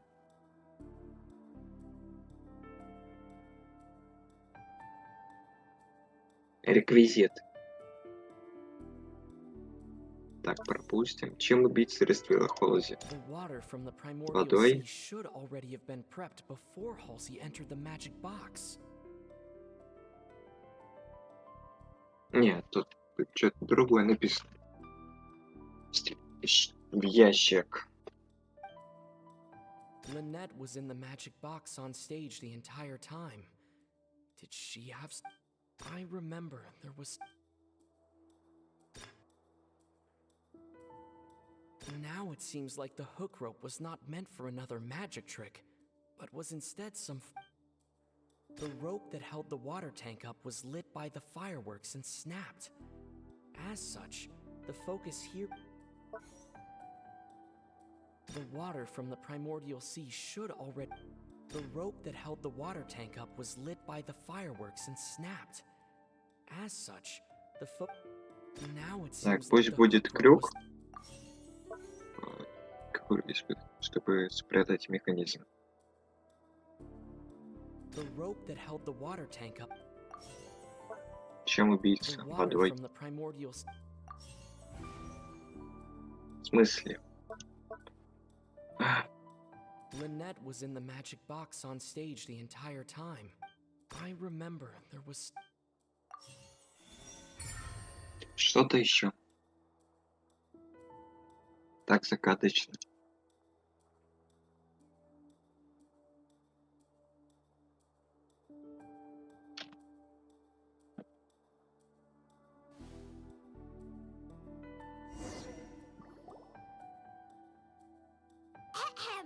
It's Ace Detective Paimon's time to shine again! In the original plan, Cowl would tamper with the water tank rope and the number selector securing his target. When the magic box containing Halsey was lowered, the metal hook would retract gradually and pierce the balloon at the top of the box. When the balloon attached to the box popped, the water from the primordial seed inside it would pour down and dissolve Halsey. Afterward, Cowl would enter the tunnel and break the flower vase to conceal the water inside the tunnel, with the remaining evidence being covered up by the water tank on stage. But he encountered something unexpected in the tunnel and wound up being fatally hit by the same water tank he meant to use to cover his tracks. Huh. That does make sense. That actually links together a lot of the more confusing pieces of evidence.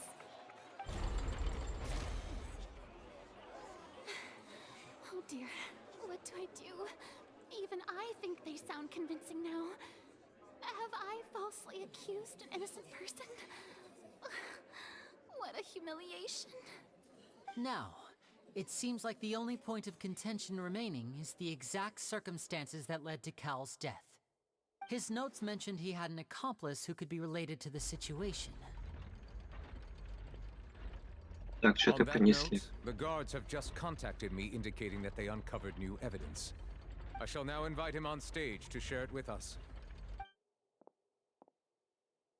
Thank you, Your Honor. We were just inspecting the luggage of the other people involved in this case. And we found an identical sample of the water from the primordial sea among Linny's personal effects. What? That can't be. Oh, I see. Well, how wonderfully comedic to have your own counterattack only to come back and wound you. Does this not clear all doubt? My dear citizens, my loyal audience, allow me to present my reasoning and bring this performance to a swift close. Linny did not need to take part in the dissolution of the young woman at all. Indeed, he did leave the scene via the vent. Having made modifications to the props beforehand, his accomplice Cowl then caused Halsey to vanish using the water from the primordial sea. But upon his return, in cruel avarice, Linny desired sole credit and prepared to do away with his partner in crime. Ultimately, he knocked Cowl out, and the tool meant to cover the crime up also became a murder weapon. Now, as much as I regret having come to such a viciously straightforward conclusion, it does seem that the famed Fatui is quite the cold-blooded and ruthless organization. Am I right, Mr. Linny? We've used up all the evidence we collected. There's no way for us to make a rebuttal here. Is this the end of the road?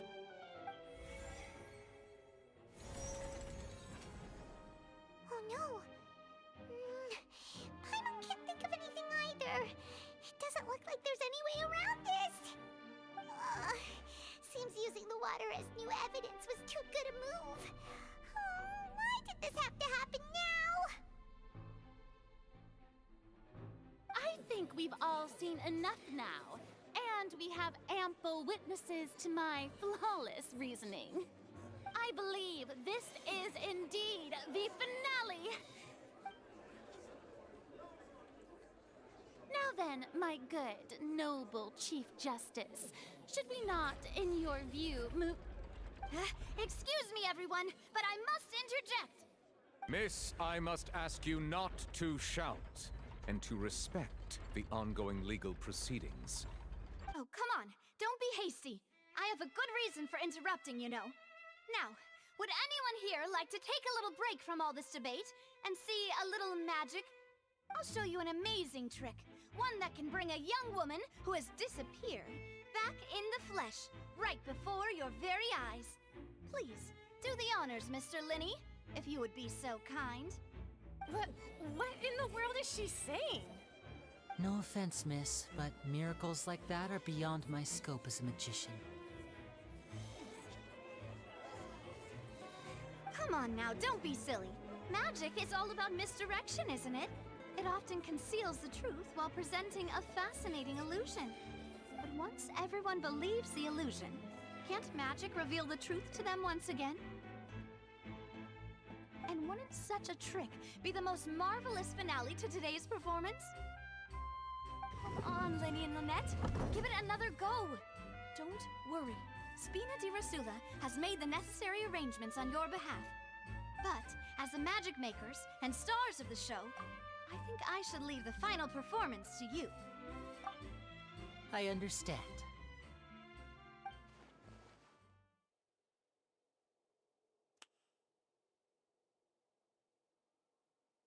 And voila!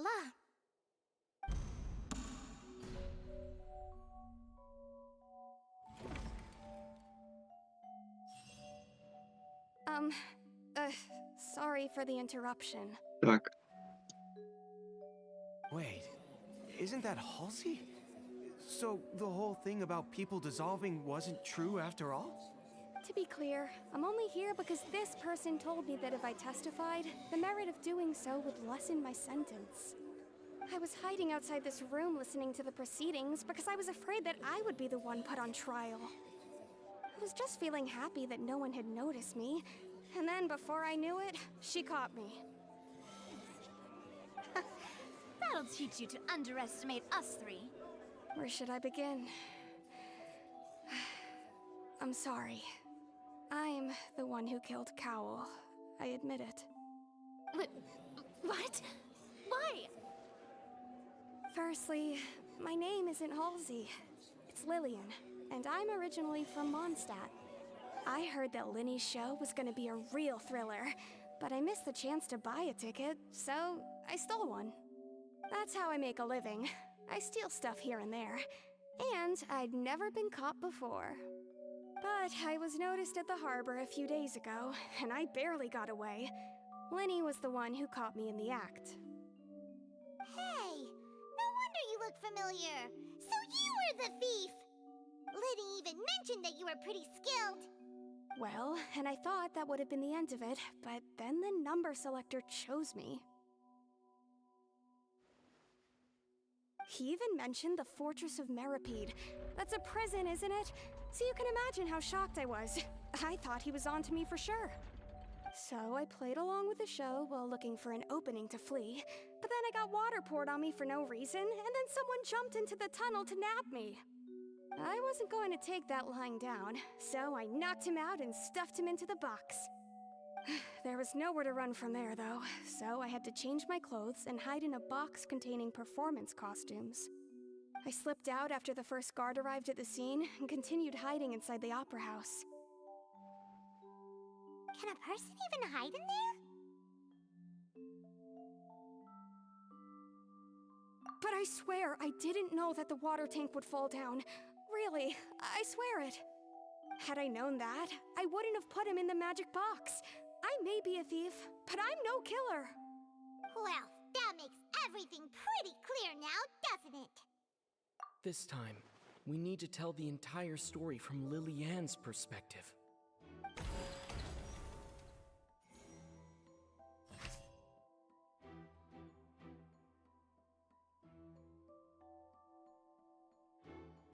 И нет, да, нет. Как бы интриговала Холси.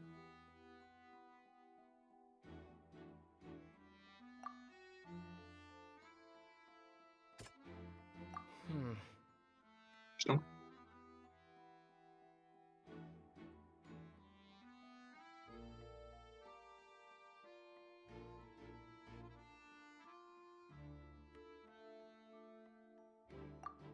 Она бы кричала.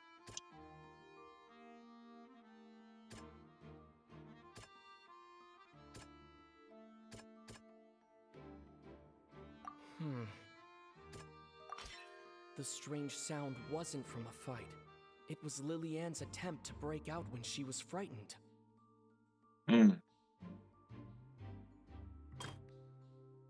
Получается, это был звук не вазы, а открытие двери.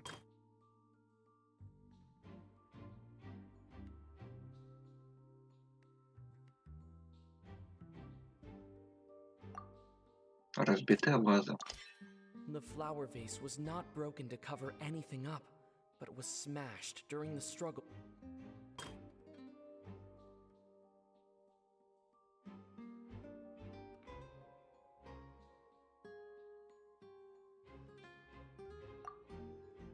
Переоделась. Lily-Ann was afraid that she would be recognized if she... And it's Ace Detective Paimon time! Having been selected out of the blue, Lily-Ann panicked. Her panic only intensified after she entered the tunnel and had water poured on her head. So she kicked the door open, producing the thud we all heard. Hearing the commotion, Cowl leapt into the tunnel, only to discover that Lily-Ann had not dissolved. He did not know that Lily-Ann was not from Fontaine, but was a thief who made her way in by stealing a ticket. Mistakenly believing that the water from the primordial sea needed time to take effect, he tried to force Lily-Ann back into the box. The two broke the flower vase during the struggle, but Lily-Ann came out on top, knocking Cowl out and putting him in the box. With no way of escaping, she changed her clothes and hid in the costume trunk until the performance ended.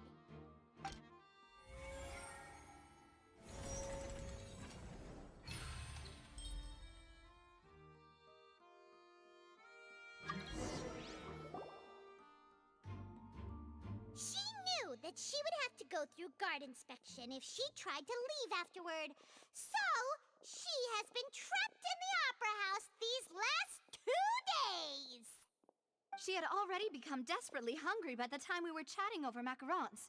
So, she swiped 2 of them right under our noses. Talk about a sneaky thief. At this point, all the events that happened in the tunnel have now come to light. Ah, so that's the whole story. Bravo! Bravo! Now then, Lady Farina, do you wish to speak against the defense's statements? Please answer the question, Lady Farina. Also, if I may add, the trial has not yet ended. As such, I request that the prosecution not leave the room before the proceedings have concluded. What? Are you reading my mind now? No, I have no further arguments. I admit defeat. But really, could you at least have left me with some dignity? Wow, look at that! She's like a deflated balloon now. If there are no objections, then as the Chief Justice of Fontaine, I shall once again repeat the full sequence of events. The actual perpetrator of the serial disappearances, Cowell, selected his next victim from the audience reservation list. With some modifications to the selector, he could ensure that the pre-selected young woman would be chosen. To cover up any evidence while committing the deed, Cowell thought of allowing the water tank to fall, which would conceal the water left behind after the young woman was dissolved. He also tampered with the rope suspending the water tank, using the fireworks at the end of the performance to cause the tank to drop and hide the watermarks.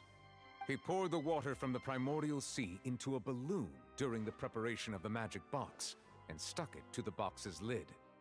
Finally, he passed the prepared hook on a rope through the gap in the magic box's door when bringing the young woman to said box. When the magic trick officially began, the box containing the woman was lowered into the tunnel, tightening the hook rope and bursting the balloon containing the water. If all had gone to plan, the young woman would be dissolved at this time.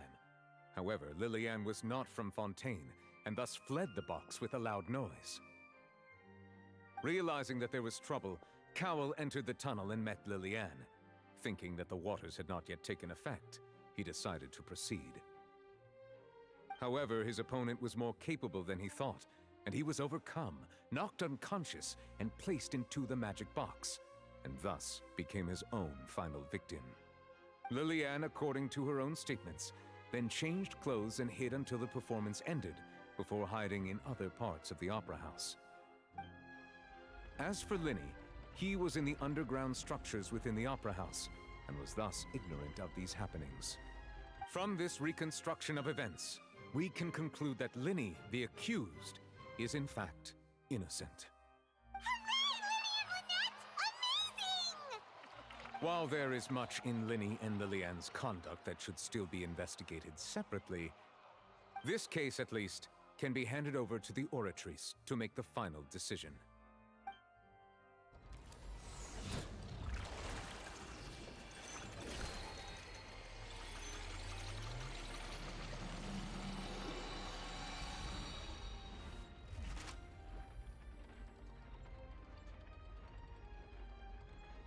As such, Linny and Lynette are officially declared not guilty.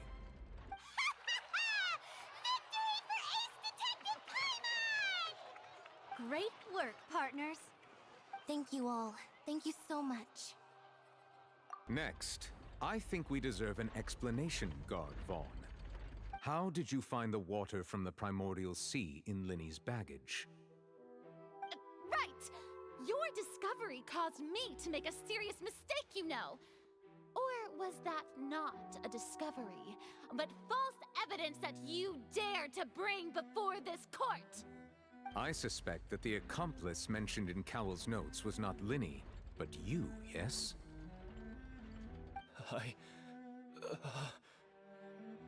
I'm sure you know what you must do to lessen your sentence. Speak quickly! Unless you want to earn yourself a one-way ticket to Coupon Town. I was just following orders. We were supposed to place blame for the serial disappearances onto Linny, and thus cause suspicion to fall on the Fatui. The higher-ups said this was the best opportunity to do so. And now that your plan has fallen through, and the secrets of the water have been revealed, you have become a liability to said higher-ups, yes? Therefore, you would be wise to tell everything you know, and seek the protection of the guards. Yes, I'll tell you everything I know. Our boss discovered that the water can cause people to dissolve. It can also be made into a potion, which when extremely diluted, can cause people to experience unforgettable exhilaration. We've been in this business for a while now, and have made decent mora off it. The disappearances were also the boss's idea. I mean, this is the boss we're talking about. The...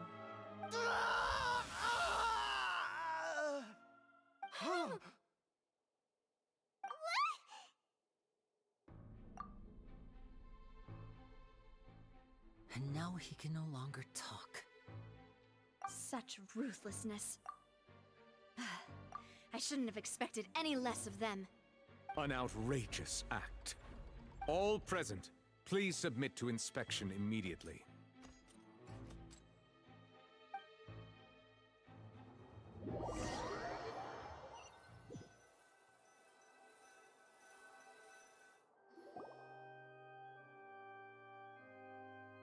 So, we're just going back now?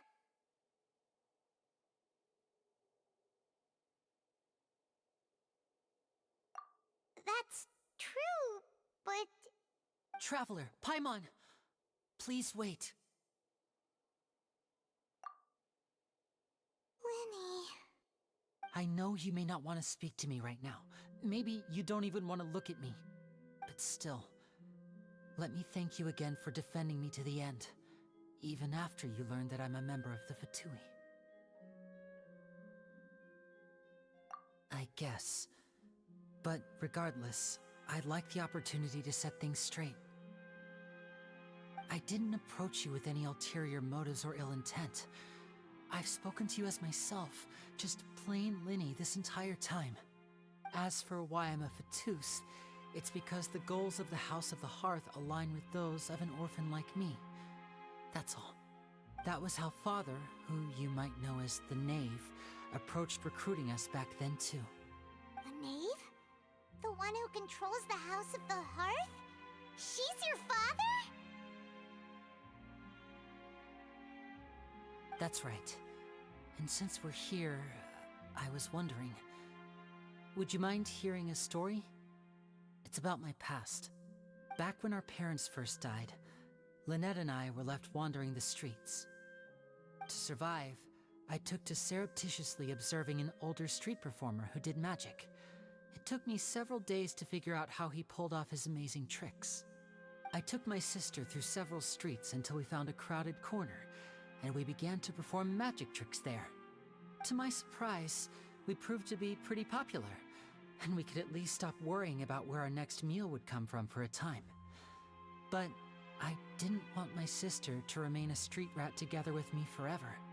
Before long, an aristocrat came to me and claimed that he wished to take us in after watching my performances. So you went from orphans to nobility just like that? That was how we felt at first too. As if fate was on our side and we could say goodbye to those painful days. But I gradually discovered that while we were called foster children, he was really after my talent for magic tricks.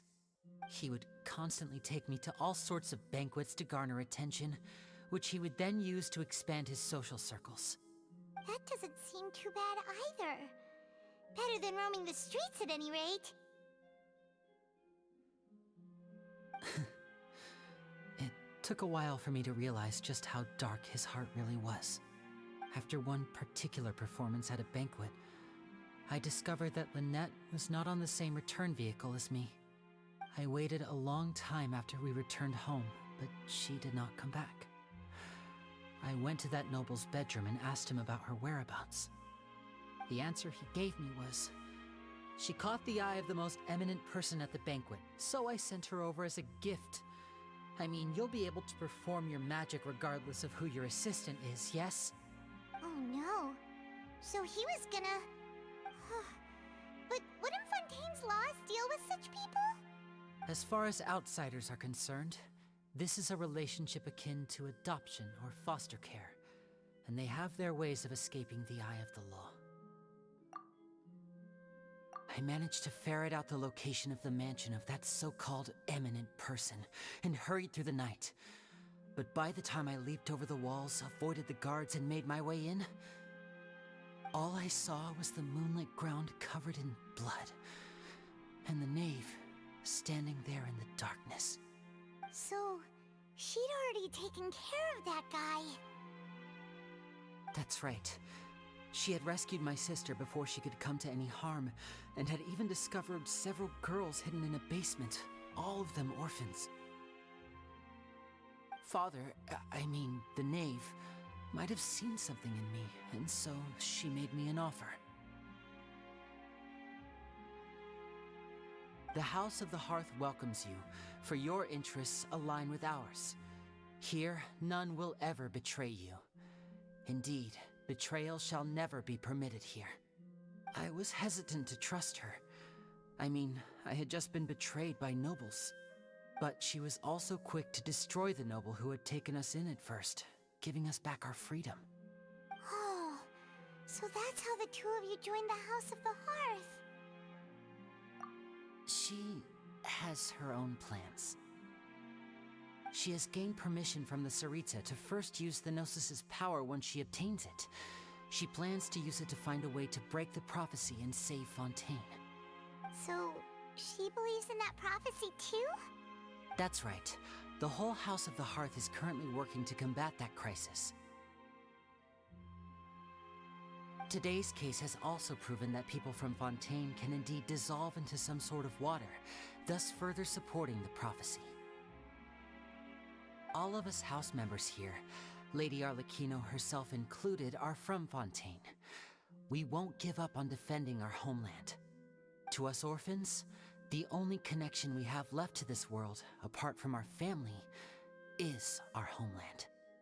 So, from small deeds like distributing magic pockets to huge schemes like stealing a Gnosis, everything is aimed at dealing with that prophecy.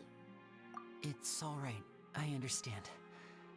The only thing I can do is relate all this to you. I just hope you can understand that even as a member of the House, I have never stopped making my own decisions, and that I believe what I'm doing is right. If you should need anything at all in the future, feel free to find me. I will do my best to help you, as plain Linny.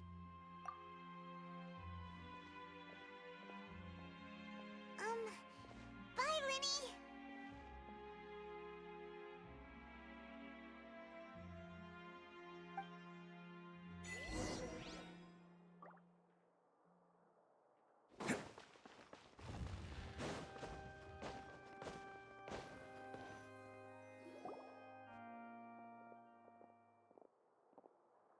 Hey there.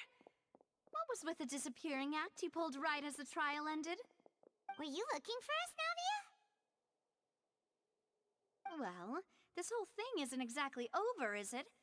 I do feel that we're getting closer to solving the serial disappearances case, though. Don't... Huh? What's wrong, my dear partner? Besides, are you sure we're the ones who can crack a case that's been cold for decades now? And given that there's new evidence from the trial, there should be a trail of breadcrumbs for the Hydro Archon's people to follow now, right? Ah.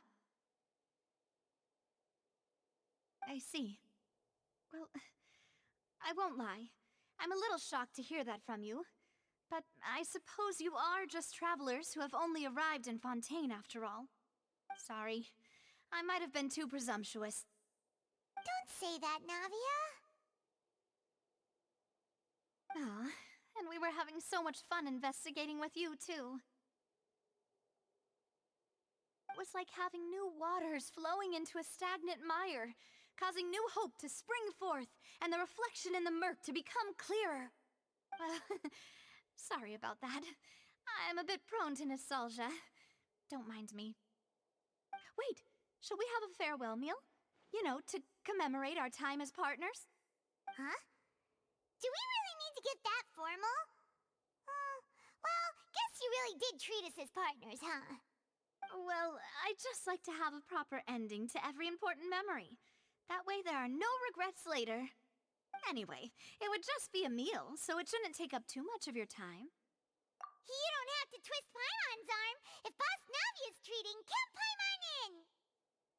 Oh, wonderful. In that case, why don't we return to the court of Fontaine and head to the Hotel de Boer? I believe we'll make it just in time for dinner. All right then, let's have our farewell meal!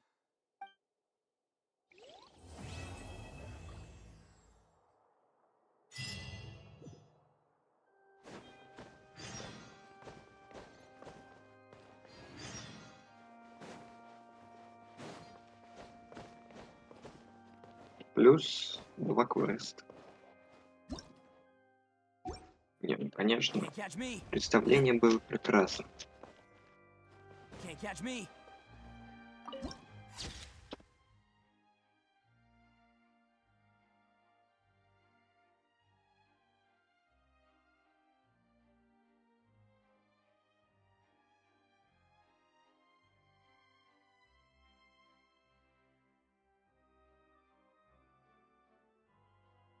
Так, собственно, не знаю.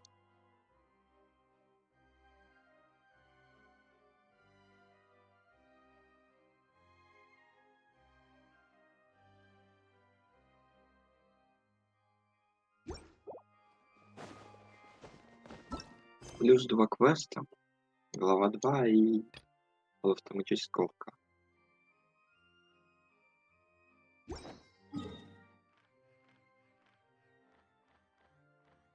Как много телепортов. Итак, лень делать телепорт.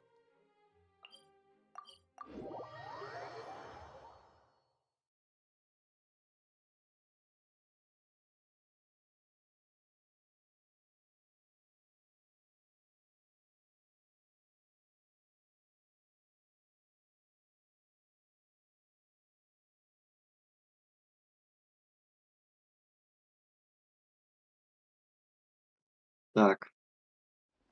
Ну и мы.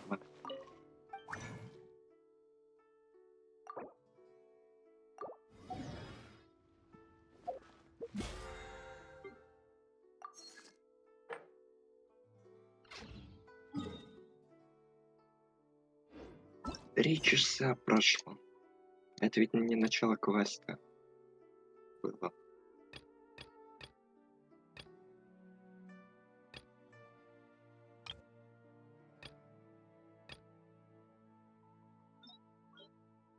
Ну давайте, что там?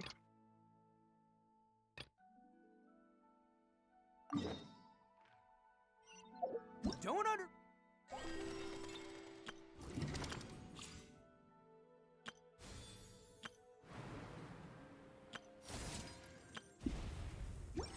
Estimate the beat.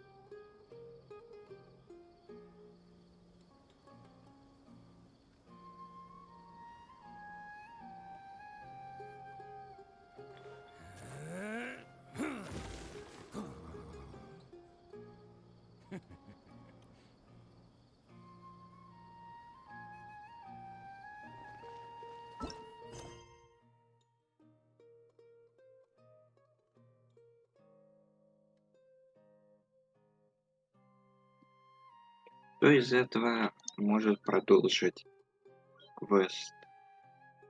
Это вот. Она что ли? Золотая страна грозда. Или нет?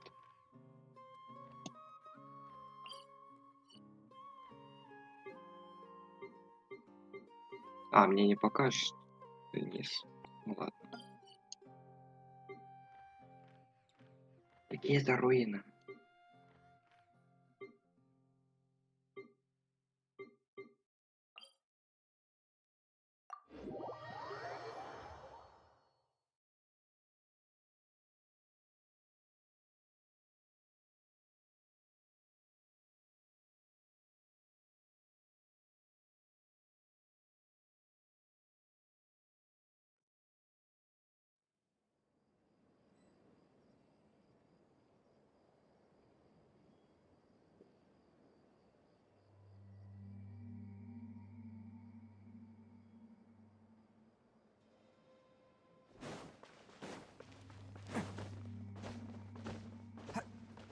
Can't catch me.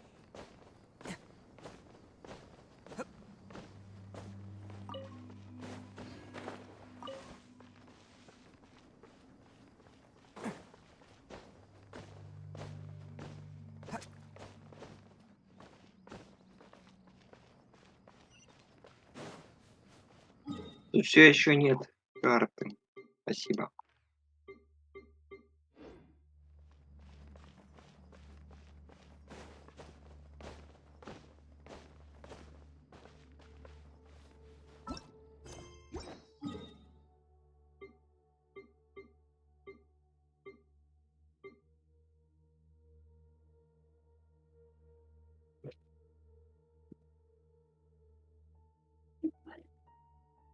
М,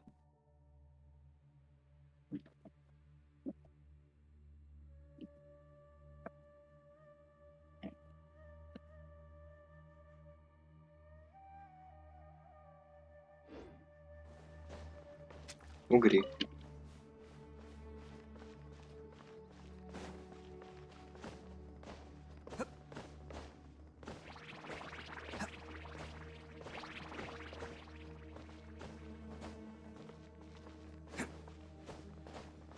Тут вроде бы налево надо было.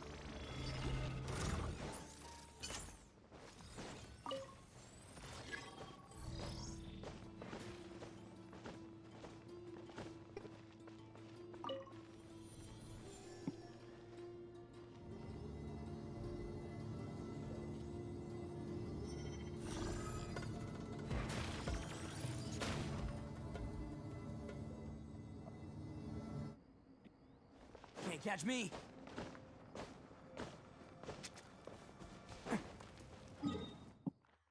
Это что еще за значки? Ну, под землей поищите.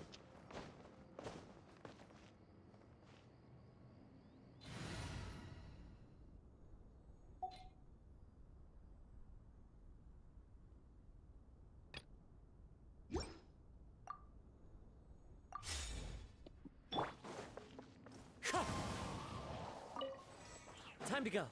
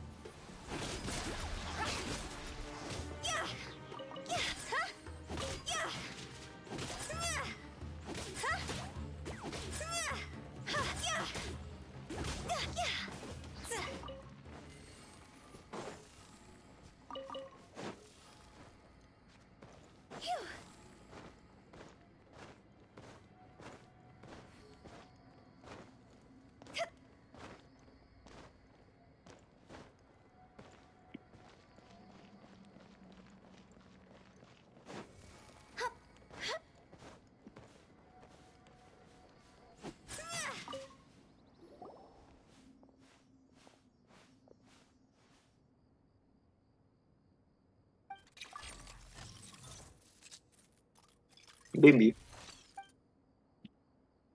Так, можешь включить музыку на фон. Я считаю.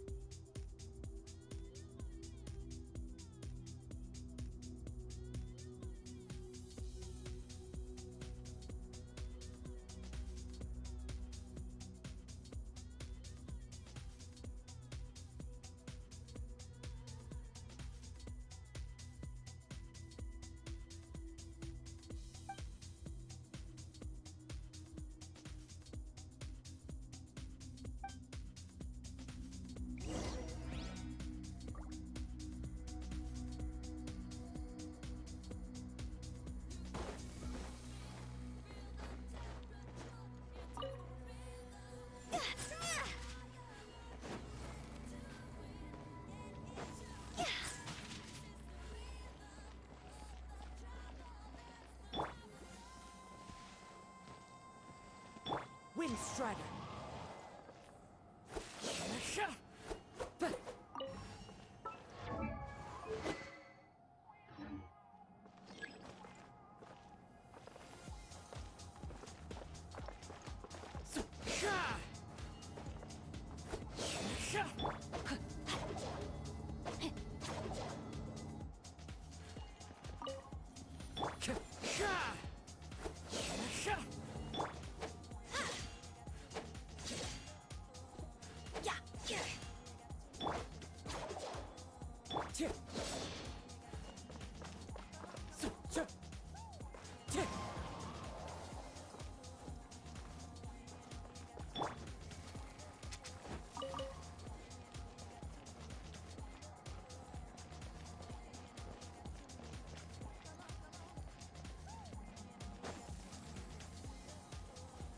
Huh?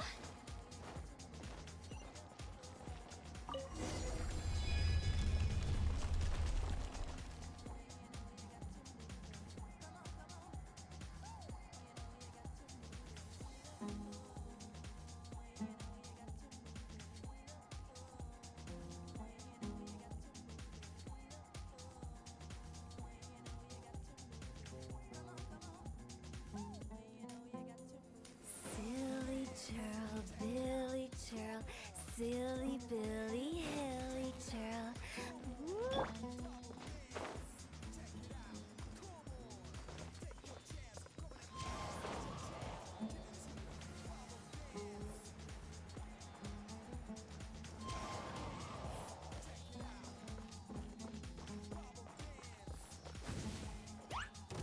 Into the wind!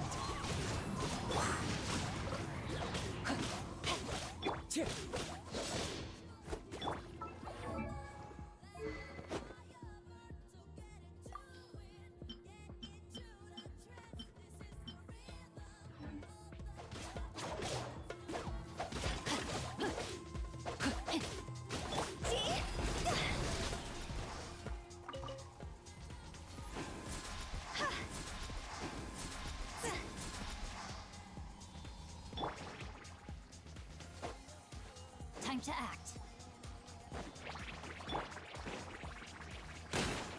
One with nature!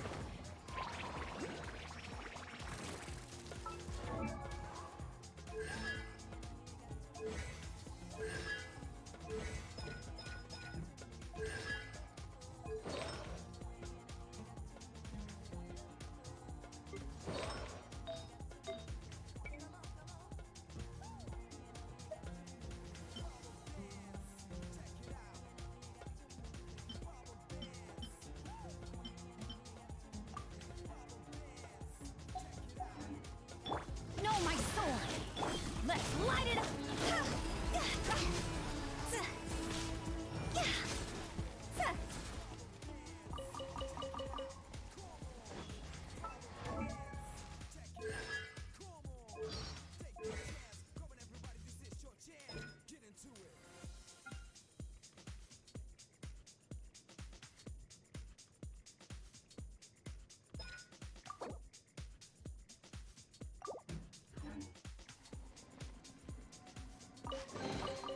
If we bury it, maybe it'll spring back to life. Go! Gee, this isn't good.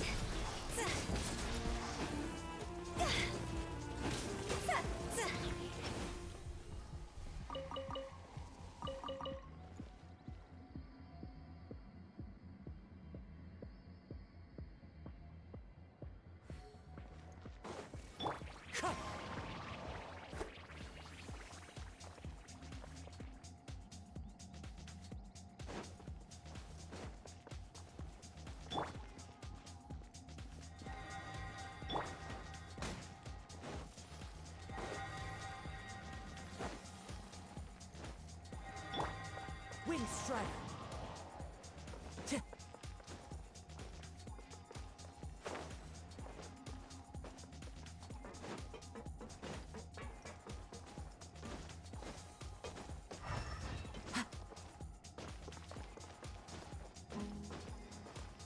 Into the wind!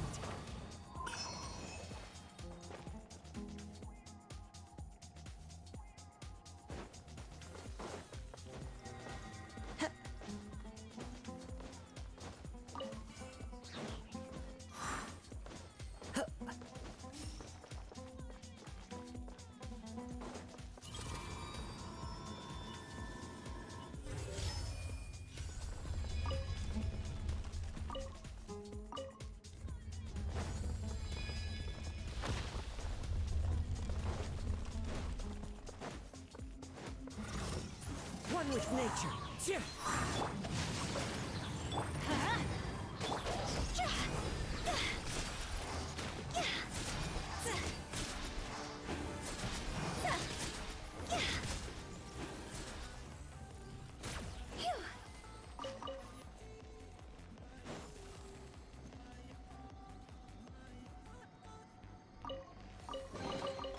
If we bury it, maybe it'll spring back to life.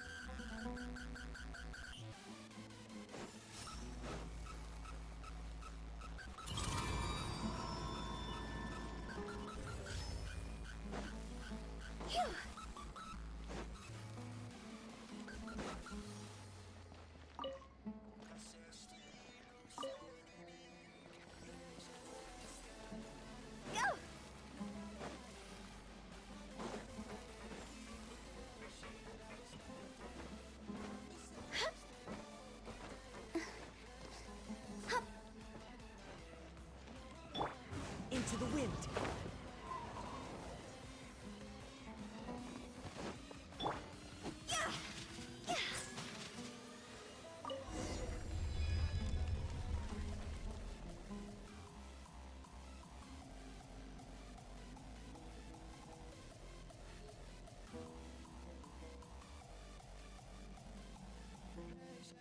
Wanna come over for tea?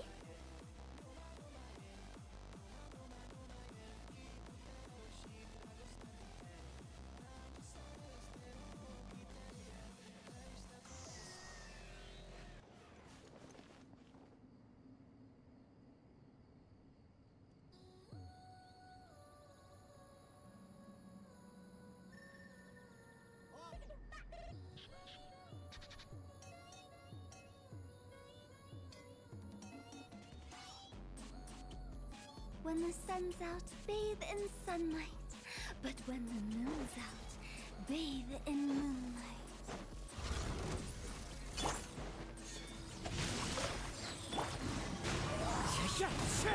Let's light it up! Everybody step!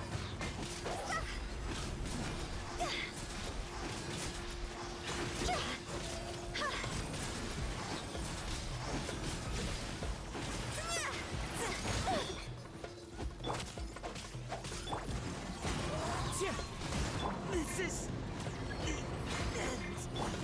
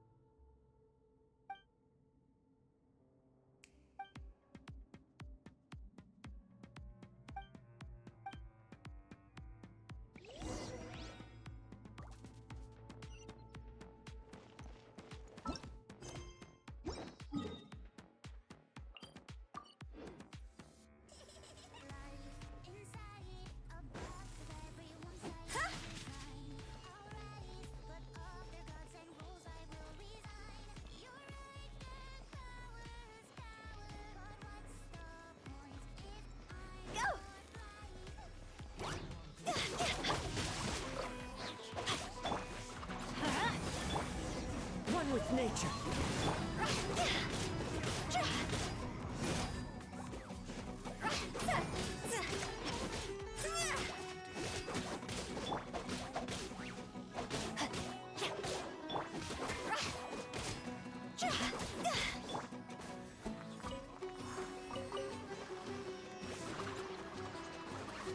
Into the wind.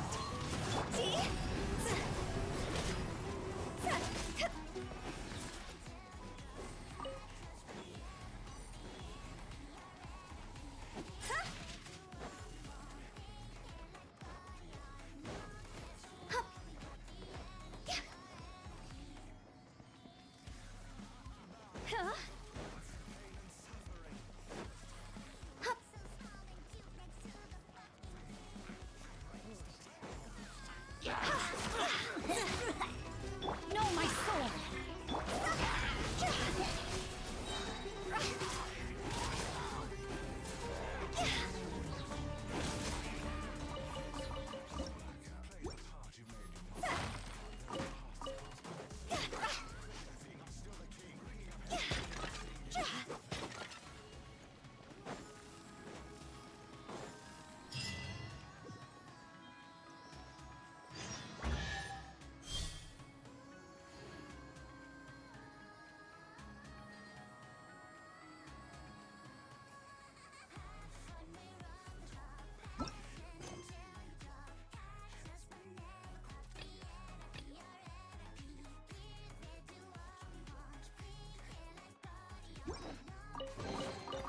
If we bury it, maybe it'll spring back to life.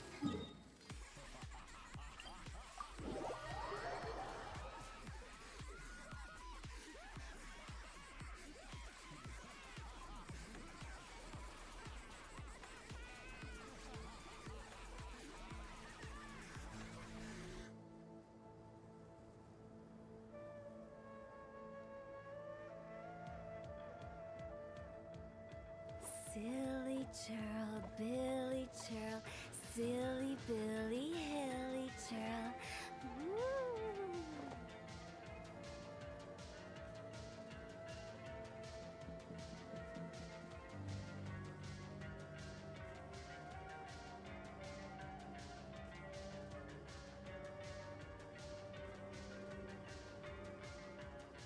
One client, two clients, three clients.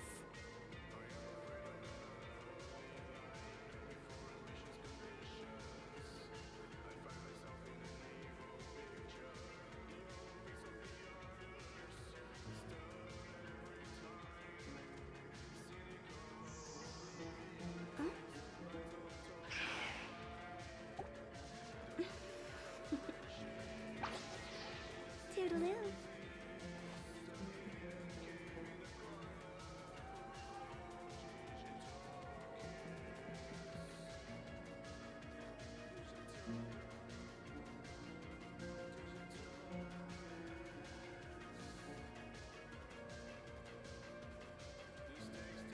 When the sun's out, bathe in sunlight.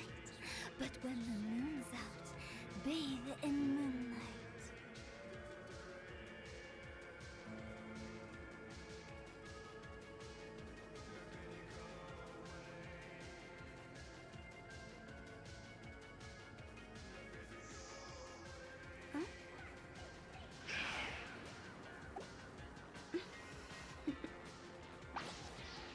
Toodaloo.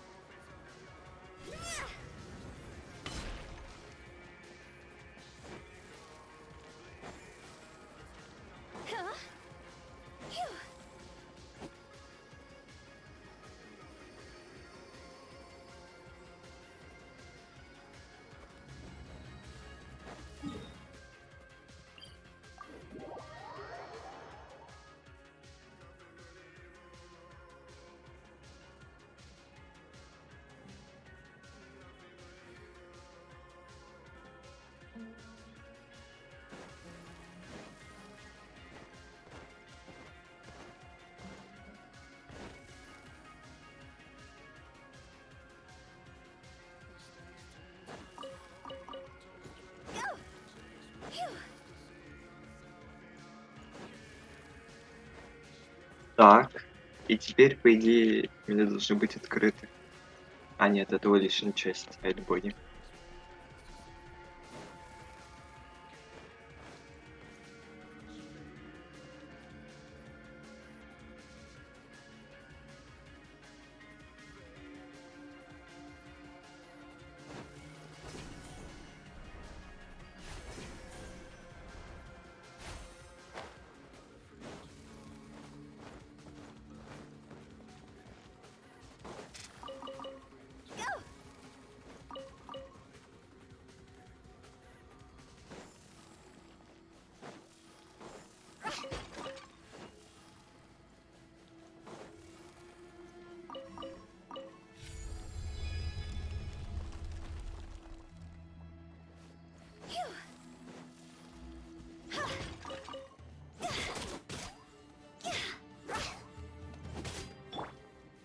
One with nature.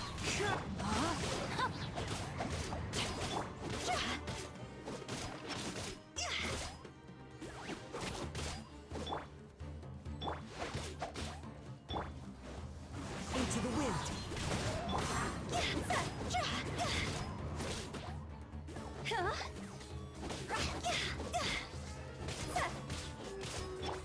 Rain outlines your fate.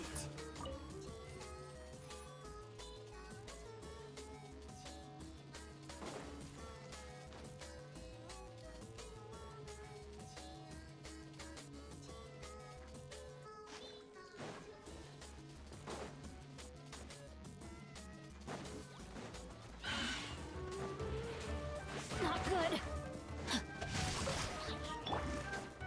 One with nature.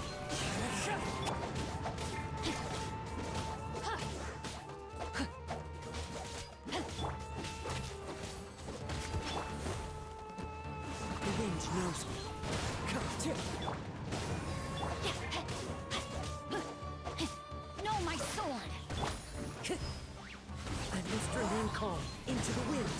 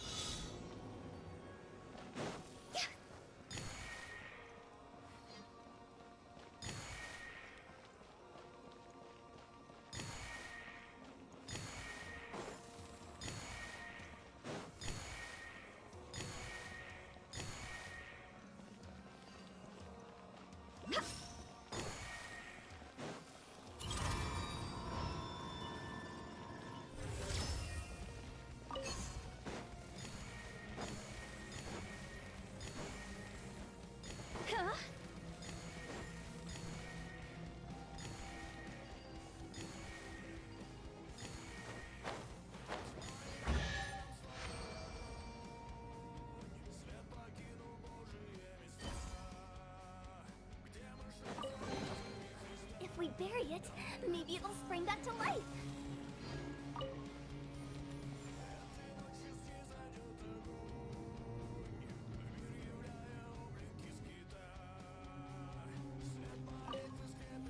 Go! Huh?